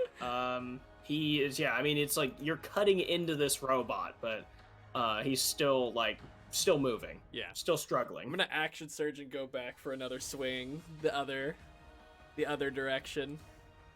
All 17, right. 22 total. 22 hits, and roll an extra d6 of fire damage. Nice. Okay, so 9 damage slashing and 4 damage fire. And as you go for, you get the one hit in, and you bite into this robot's shoulder, and then wrench your flaming sword away, spin it, and go for the other direction. Cut through it, and the fire just burns it through, melts it in, and you just chop straight through this thing, and it just falls into 2 pieces on the floor. Woo! Shake out my sword and sheath it. Just kind of look at Thatcher, and I'm just like, oh yeah. and as it dies, the rune just kind of goes back to dark, and the fire extinguishes itself. Victor, do the cannon. You are not being outdone. And takes his arm, pokes a couple, the cannon comes in. Oh god. You want the beginner or advanced class? Okay, as this is happening, hold on. I'm activating as he's telling him to do this. I'm gonna activate my specialize. I'm trying to give myself advantage. Elgar turns on his specialize. The cannon rolls out about 8 feet away from Elgar. Oh god. And who are we going to be testing here, Mr. Foreman? I think a giant step backward. What are you activating, Jack? I activated my specialize, my prophetic storm state. rune. Yeah. Oh, okay. Oh, gotcha. The storm room. Yes, I gotcha. I know what we're talking about now. Go ahead. Well, let's see if Elgar can, round out the amazing performances. I see. Again. Well, Elgar, duck. Yeah, I kind of do like clap a rune on my armor and activate the specialize, and then I use my reaction to try to give me advantage. All right. And I'm not very dexterous. Yeah, dexterity saving throw with advantage. Oh yeah, this is a -1, so I'm really relying on this advantage here. I'm gonna roll these one at a time. Ooh, okay, 17, so 16. 16. 16. All right. So you're 16, you, as this thing rolls out, and Thatcher just goes, Well, pointed at Elgar. You clap the rune against your chest and are ablaze with wisdom, and stare this thing down for the fraction of a second before it charges and fires at you, and you just, like, in your heart of hearts, just feel right. And barely throw yourself out of the way. It does not look graceful. Does not look graceful No. by any means, but it explodes on the wall instead of on you. Whew. Thanks, Thatcher. Now I got to best you twice today.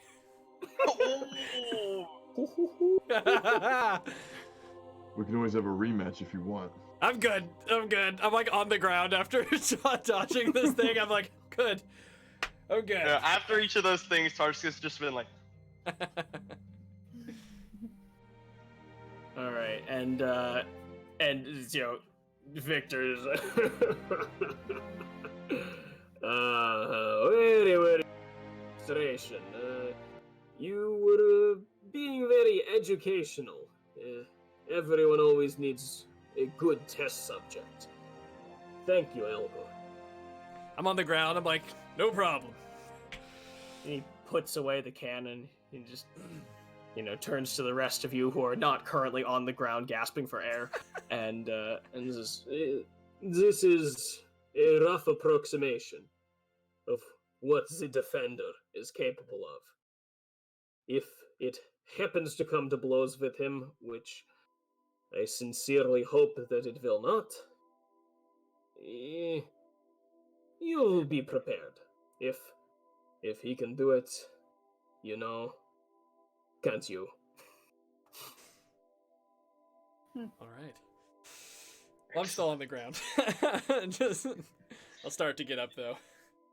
So, he wants us to get into his good graces so that we can infiltrate his laboratory, yeah? Yes. So, with that, let's take a quick break and, maybe 5 minutes, do a couple of announcements that we may want to reiterate, and then hop right back into this to give me a few minutes to, Alright, so, do a little more prep.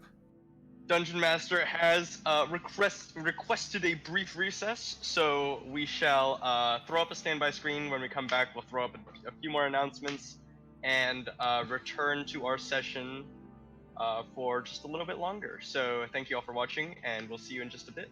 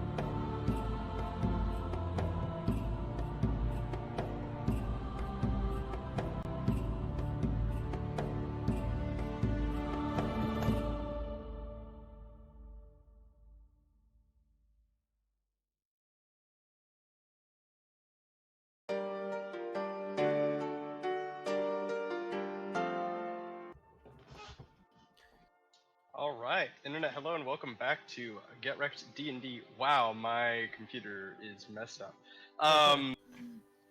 We do have some more programming coming at you just in a little bit here on Sunday through Thursday. Sunday through Friday. Wow, stream all the days. Sunday through Friday, we'll be streaming Week 1's games from GRLCS Spring 2020. Golly, seasons are so wrong, dude. In any case, that will be coming at you courtesy of David as well as the rest of the shoutcasters from Get Wrecked. So be on the lookout for that. Yeah. Let's see what else is happening. What were the other announcements? That was basically the big one. You know, same as last or 2 weeks ago. We will eventually have more TFT and Legends of Runeterra tournaments as soon as those kind of get a little bit more solidified. TFT Saturdays have concluded. Who won TFT Saturdays? I believe Marismatic actually won. Oh wow, nice. Took the dub at the very end, yeah. All right. In any case, we'll go ahead and jump back into GRDnD. Yeah. There is one more thing. I actually think Maris is going to do week 1 of the podcast tomorrow. Oh, right, the podcast. Yeah, I forgot he's doing Saturdays now. Podcast. So we actually will have programming every single day of every single week. Nice. That is pretty pog. All right, let's jump back into GRDnD. All right, jump back in. We can finish strong. So, at the conclusion of your impromptu training session with Victor, he brings you back to, not the back of his workshop. Not so much a workshop as it is his little live-in, his living quarters. He gives you a considerable amount of money, a ridiculous sum, like a obscene sum of Piltover money, kind of the upper class currency. And he says I have compiled this amount of money, some considerable time and effort. Do not be spending it all in one place, but these bourgeoisie types. They do like to be throwing their money around. No reason. All right. So is this to be the investment to help us get in with Jace, or is this to help us fit in as people that should be in Piltover? A little bit of both. You are not looking so fitting for his social circle. Okay. But the young inventor does run a little bit of a club, his personal cocktail lounge above his laboratory. It brings in all sorts of investors, bankers, merchants, real estate agents. But very, very expensive for those without connections. If you could, say, throw some money around, you might get into his good graces. All right. So, makeover, bribes, get in with Jace. Callie sighs. You don't like the idea of getting all dressed up? Callie looks at her robes. I mean, traditional Ionian garb's pretty nice, if you ask me. It may look nice on a nice girl like you, but I am wondering if Jace might be a little taken off guard by an uptown, to use the Piltover word, floozy. Burn. And Callie hears the word Spia hears the word floozy and goes, wait.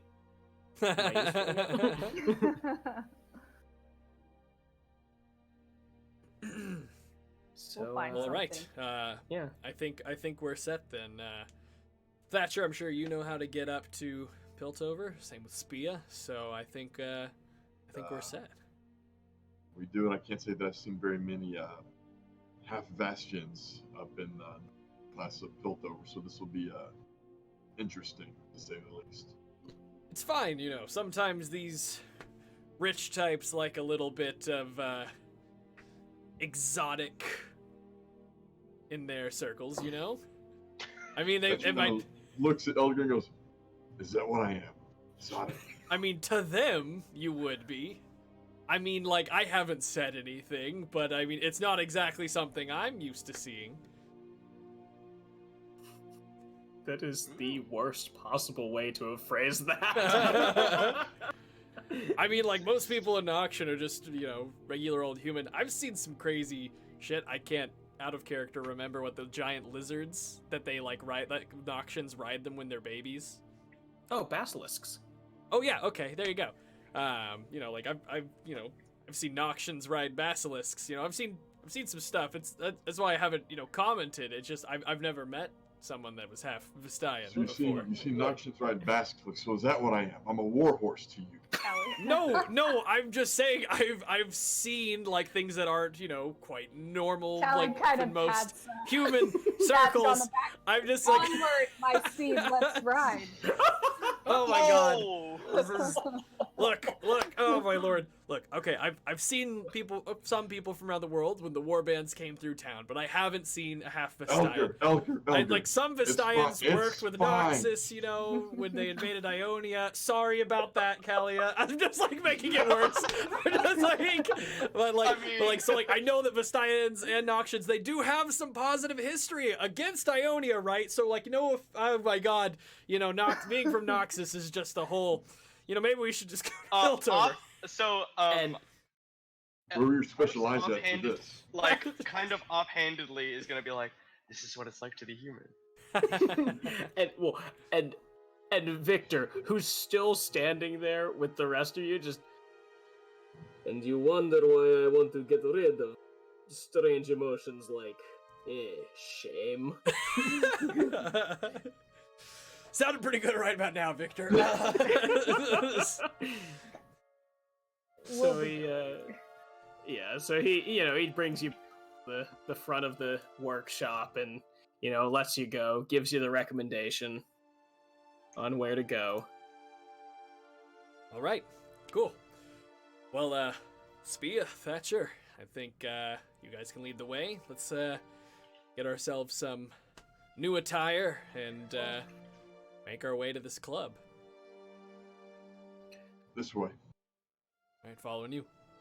All right, how involved do we want to get with this? All right, as we're leaving, Tarsk wants to talk to Victor one last thing real quick.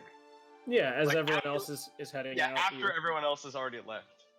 All right, secret meeting. I like it.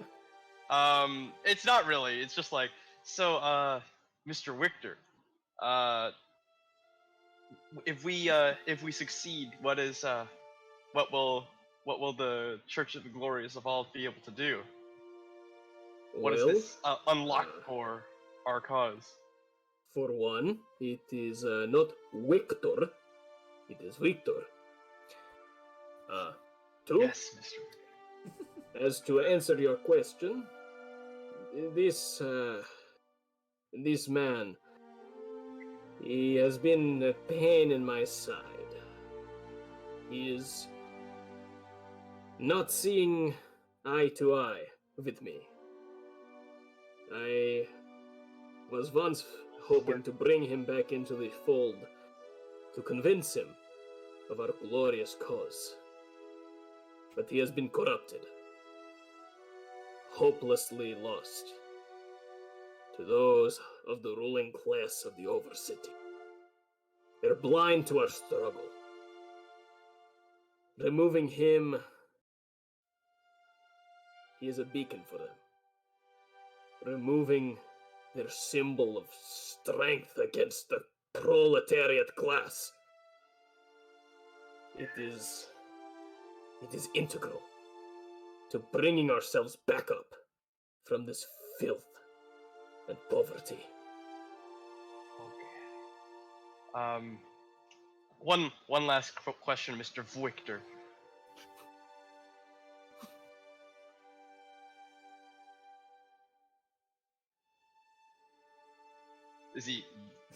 He's just like, yeah. He's waiting for the question. He's just like, okay, okay. We'll upon our success, will the Church of the Glorious Evolved know of our will you tell them of our success, or will it be a tightly kept secret? Is this like essentially I'm asking, is this like super covert ops, or is it like the church will celebrate our victory? This is difficult question you ask me. This kind of activity, it is not pretty. Destruction of human life is not what we want to see. In perfect world, no one dies. But we live in imperfect world. You will be remembered as heroes by those who truly support the cause. But to those who do not know what we fight for, it may be long before you are recognized for the service you have done. Okay. Great. So then, and he and as you he kind of hears a little bit of dejection, or maybe oh no. There's not any in Tarsk's voice. He's just like, okay, I understand what the situation that has been. But he puts brings his finger up and just reaches down and just kind of pokes you in the center of the chest, and he just says, "You will know what you have done." And then he takes his thumb, he just thunk, like he's got his metal chest, but he thunks himself in the chest. He says, "And I will know the service you have done for the good of mankind. Thank you." Yes, I understand. Farewell, Mr. Victor. I shall return triumphant. I very, very much hope you will. Alright, I'll rejoin my group. I'll catch up to them. Alright, so makeovers.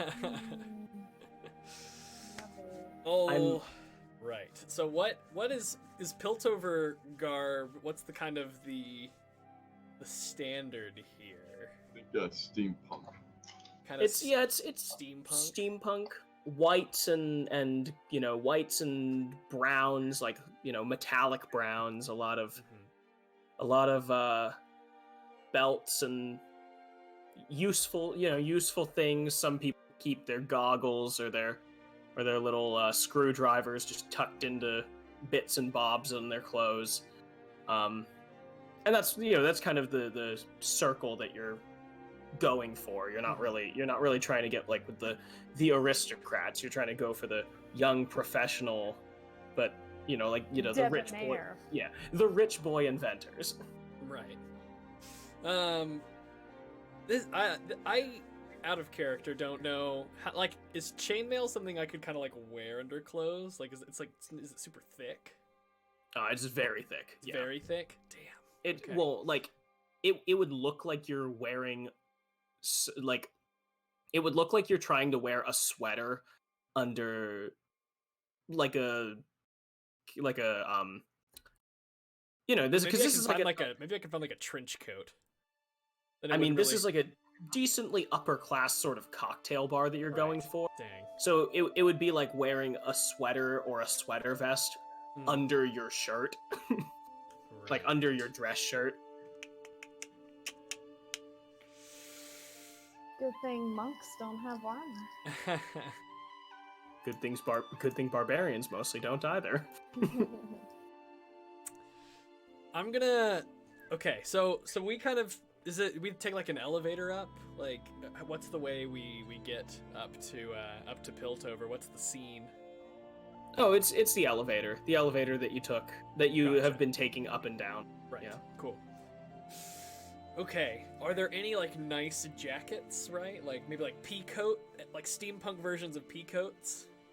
Yeah. There is a so the place that. Is the weather cold enough for that? Are you gonna suffocate? I mean, I guess we're kind of close to Shurima. Wait a minute. When did you start? Okay, wait. Let me check. I mean, like Victorian England, right? Like they wore that kind of stuff all the time. It didn't matter if it was hot or cold, right? Yeah, it was. It was a little less. But the aristocrats were mostly inside, so it was fine to wear that stuff. Right. Being so close to the sea, most people wear. Or, I mean, you're not close to the sea, but you're like close to water. Right. Most people are actually wearing a little bit lighter material. If they have a jacket, it's either for like outside to keep like the dust off of you, or just kind of for show. But everyone, there are jackets all over the place. Like cool. the place that Victor has recommended to you, it's called Zales. It's a very popular place for young people to go. Young, well-off people to go for their, fancy clothes and fun kind of like. I look like a dashing adventurer, great inventor, without having really done anything. Gotcha. I'm gonna get the attention of the guy here. I need something that can fit over this chainmail without making it too obvious. Oh, sir, you well, I'm not sure who let you in here, but you're Tarsk, show him the money. And I mean Tarsk, who I guess is holding all of the money, holds up, like reaches into his pack. Oh no, I don't. You don't? Oh, you don't show him the money. Tarsk. Okay. No, I don't take orders from Elgar. Please show the man the money. Tarsk is just gonna be like, That's your kind and he'll reluctantly hold it up and be like, "We can pay for your services." he just kind of like lifts up his satchel and then just kind of jangles all of the cogs. Cogs are the currency. Or like the high class currency in Piltover, and just kind of jangles it and like little like tilts the bag of cogs towards him and just says, well, "We can pay for it."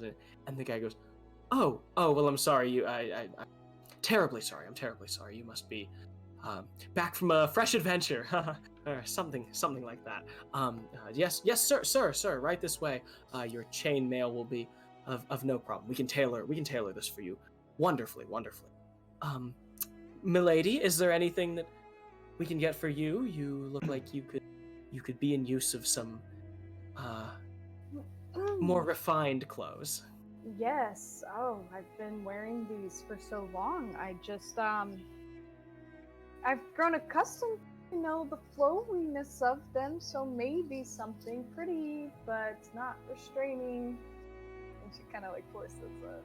Oh, of course. We understand how young, daring, intrepid explorers like yourself may get almost at home with the uncultured practices of the places that you've been. And he like snaps his fingers a few times, and a few tailors run up to you, and he says, please bring them to get them into some fresh clothing, and if you will, a bath. Because you guys are kind of filthy. You have been in Zaun like for the past week. We've been staying at a pirate tavern. Yeah, you've been staying in a sailor's tavern and working in Zaun for the last week and a half. Callie doesn't say anything, but she's like happy about the prospect of a bath.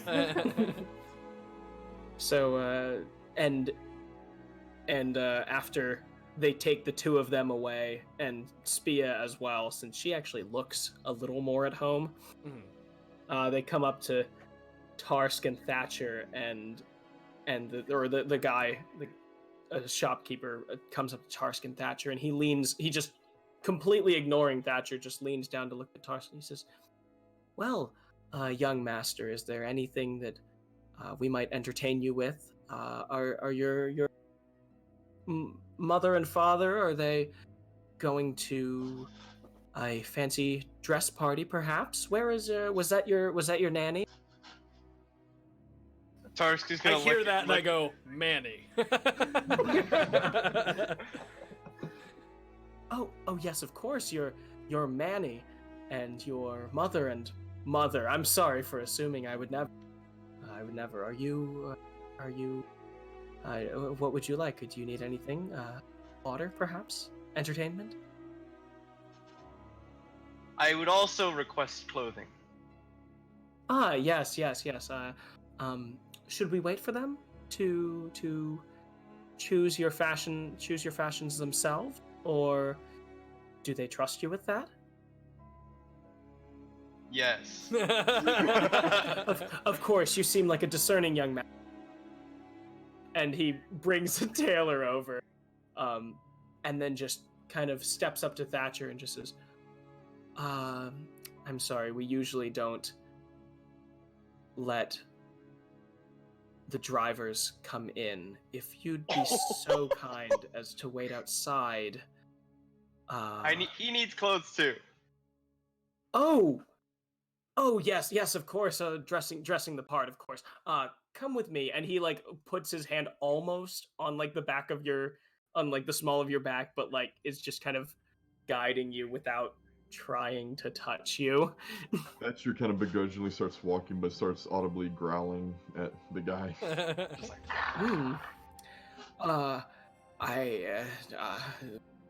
Excuse me. Yes. Take him to be fitted, please. So after a nice bath, some clean clothes, well tailored for you. Tarsk is just gonna be like, just give me smaller versions of what normal people wear. I don't need some kitty clothes. Just give me smaller versions. Of course, very, very adult of you, sir. That little sailor outfit. Yes, I suppose I am. The bib and everything. I'm imagining Donald Duck. With the hat. Tarsk looking like Donald Duck, little sailor outfit. Yes. With the hat tilted at the jaunty angle. I like it. All right. Probably no, going Tarsk is not gonna accept like kids' clothes. He's just gonna accept smaller versions of regular people clothes. Looking like Tyrion Lannister out here with your fancy adult clothes and yes, witty banter. All right, I'm thinking like nice whatever Piltover standards are for like nice white shirt, maybe like a brown pea coat, trench coat, whatever that kind of style would be. Something big enough to fit over a shirt and chainmail. Yeah, so they've actually the tailors have managed to figure a pretty ingenious thing. They kind of get you one of those, a little more frilly, a little more showy shirt. Got like the rough chest. But then they button a vest over it, like, the kind of explorer's vest with all the little different pockets for your watch and your penknife and everything. And then just a nice, simple traveling coat to go over that. And even with the coat off, it just kind of looks like you're a nice, young, barrel-chested stud. Sweet. It fits under the clothes. It fits under the clothes. Excellent. So You've outdone dressed? yourself. I will forgive your earlier transgression to my adventuring appearance. So Callie, she's gonna have opted for it's about the flowiest they could get, but clothes here get a little tighter. So it's going to be one of those sleeveless dresses, but it like has like the collar, but like an open back. So just like her back's completely exposed and like shoulders are completely exposed, but it's like the halter where it like goes around her neck. And then it's fitting until it hits like the waist, and then it like flows out a little bit. So it's a little more than she would normally wear. Yeah, but one of those tighter up top, and then kind of like after the belt line, it kind of flows down. Yeah. It is very kind of the hybrid style that a lot of young people in Piltover wear now, where you kind of mix the tightness of modern fashion with the flowiness of the upper class, like the masquerade balls and everything. But it as all of the tailors and seamstresses are saying as they're, snipping and pinning and hemming, it's just, oh, it suits you. You look like you were born to wear this. Of course, you. Yes, ma'am, madam. Yes, you. Oh, the belt would a little tight, a little looser, a little tighter, a little looser. And Thatcher, you wanna deal with any of this casual racism, or? Thatcher's kind of grinning and bearing it, and just ready for it to be over with. Just kind of, similar to what Elgar's got on, just enough to fit the chainmail, and he just knows he's not going to be accepted no matter what he's got on. So he just kind of walks down, is looking at everybody, and it's just like, the sooner, the better. Yeah, despite their potential misgivings toward you, they do dress you up quite nicely. You've got. Of course, their reputation is at stake.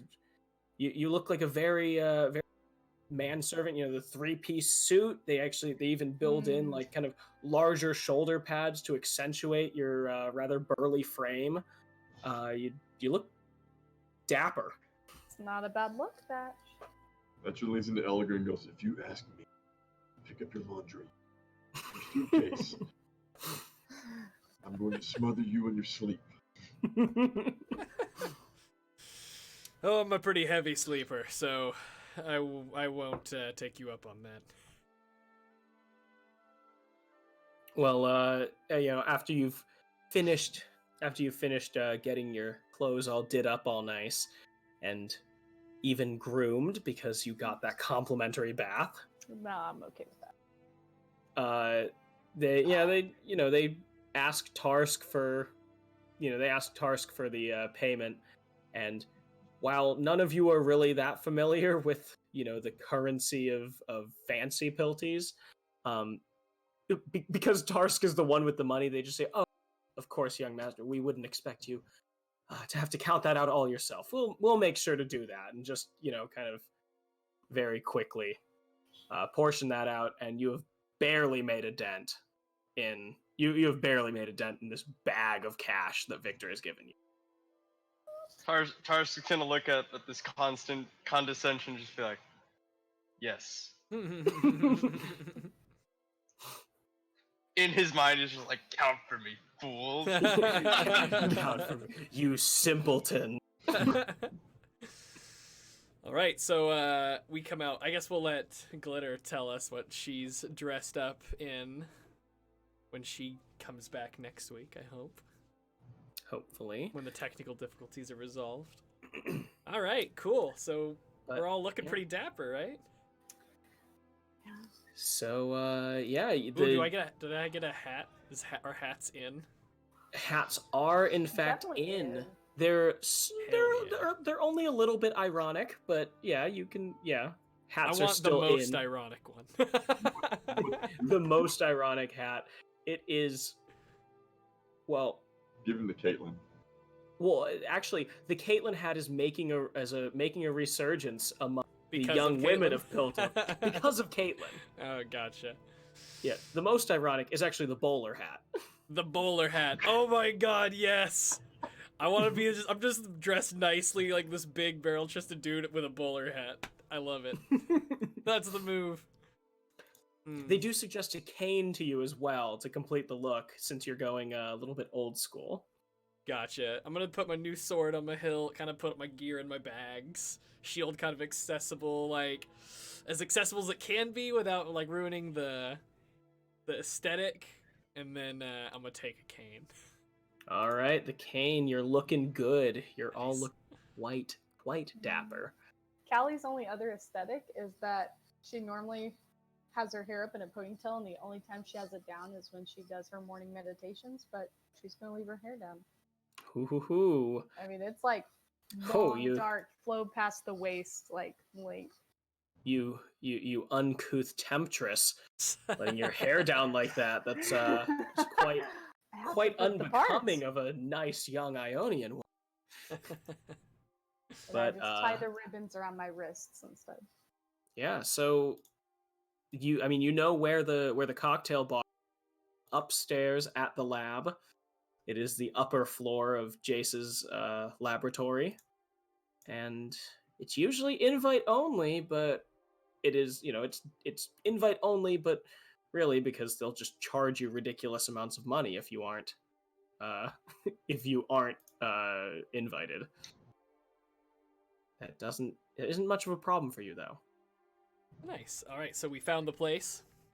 Yep, you're right there. It's got a nice fancy little sign. Looks to be hand carved wood. Cool. All right. Ugh. Are you guys ready?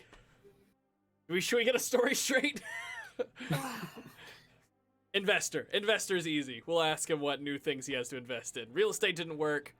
Are there people are there a group of people heading into the this area? No, not really. This is kind of the again, this is kind of party row. There's no upper crust people getting ready to head in there same way we are. No, this is early afternoon. So this is so it's not really. So then we should wait until this evening when there's going to be investor parties, right? Okay, come on. This is just about lunch cocktails time. So Oh, okay. Lunch. Come on, you're basically on Wall Street here. So there are people here. There are no people walking in and out, but also this is a fairly low population lounge. Yeah, are we and as we're coming in, is there anyone else who's also attending the cocktail party about heading in at the same time? There's nobody else. No one's coming in at the same time as you know. So you would have to knock on the door all on your onesie. Well, okay, I don't know about the rest of you guys, but Tarsk is trying to wait until he sees somebody about to head in. That's just gonna shoulder bump Elgar and go, use your cane. Knock with your cane. I like that. I kind of look like it's gonna be a light knock, and I'm just kind of thwack, thwack, thwack. Just Elgar finesse. not really knowing his strength so much, just kind of. And after about a second, the door pulls inward, and a dark brown-haired man, square-jawed, tall, wearing this nice Tarsk is standing separated from the group at this point. Belted, he's belted around the middle, just kind of. And he just looks at you and he says, "Well, well, well. Haven't seen many like you around these parts." And that is where we're going to end for tonight, because we've reached a very good cliffhanger point. We met Jace. Cool. We met Jace. So Elgar's probably a 7. Is Jace a 10? If Elgar's a 7, Jace is maybe a 12. What? Wait, no! This man is...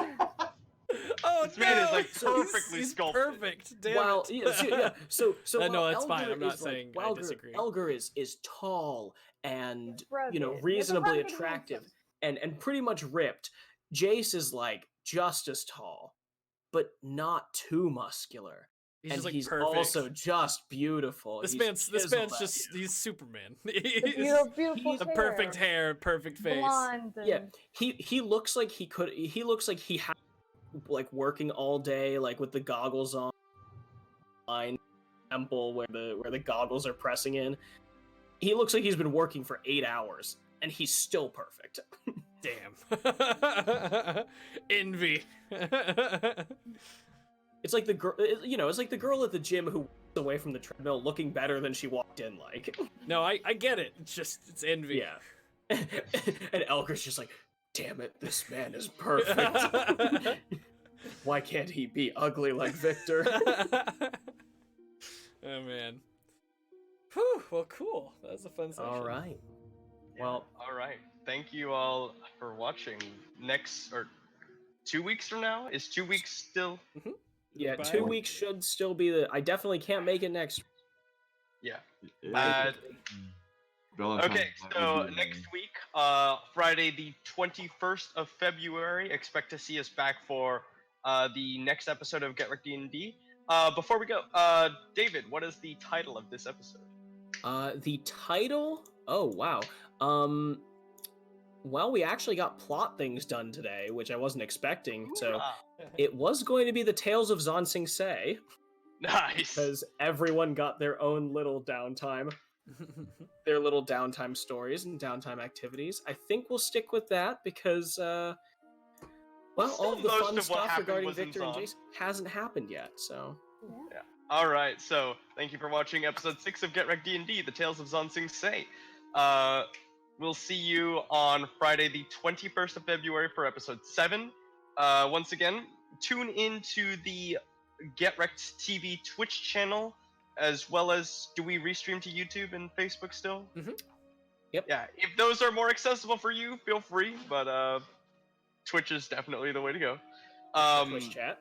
every day this week we are expecting to have, except for, well, not tomorrow, but every day following that, Sunday through Friday, we expect to be having the GRLCS 2020 Spring Week 1 matches being broadcast here on GetRec TV. You can check out our Discord for the exact schedule, as well as the first episode of the, not the first episode, but the first in-split episode of the podcast featuring Meristematic and whoever he decides to have on with him. I believe it's Ikato. Yeah, I think it's Ikato again. Yep. Oh, wow. The original. GSM player. Okay. Hey! All He's right, not even so playing this split. Yes, Oh, he is. he He's on my is. team. Wait, he is? He is Yeah, playing. he's as my a split. jungler, and Jack's my top laner. I knew Jack was your top laner. I figured, you know. in any case, from all of us here at Get Wrecked, David, our DM, and then the 4 of us here playing, Ariel, Jack, myself, and Josh, as well as Megan, who could not be here due to Discord difficulties. Thank you all so much for watching. Hope to see you on in the spectators for our streams this week. And have a good evening. Bye-bye. Yeah, thank you, everyone. Good night. Yeah.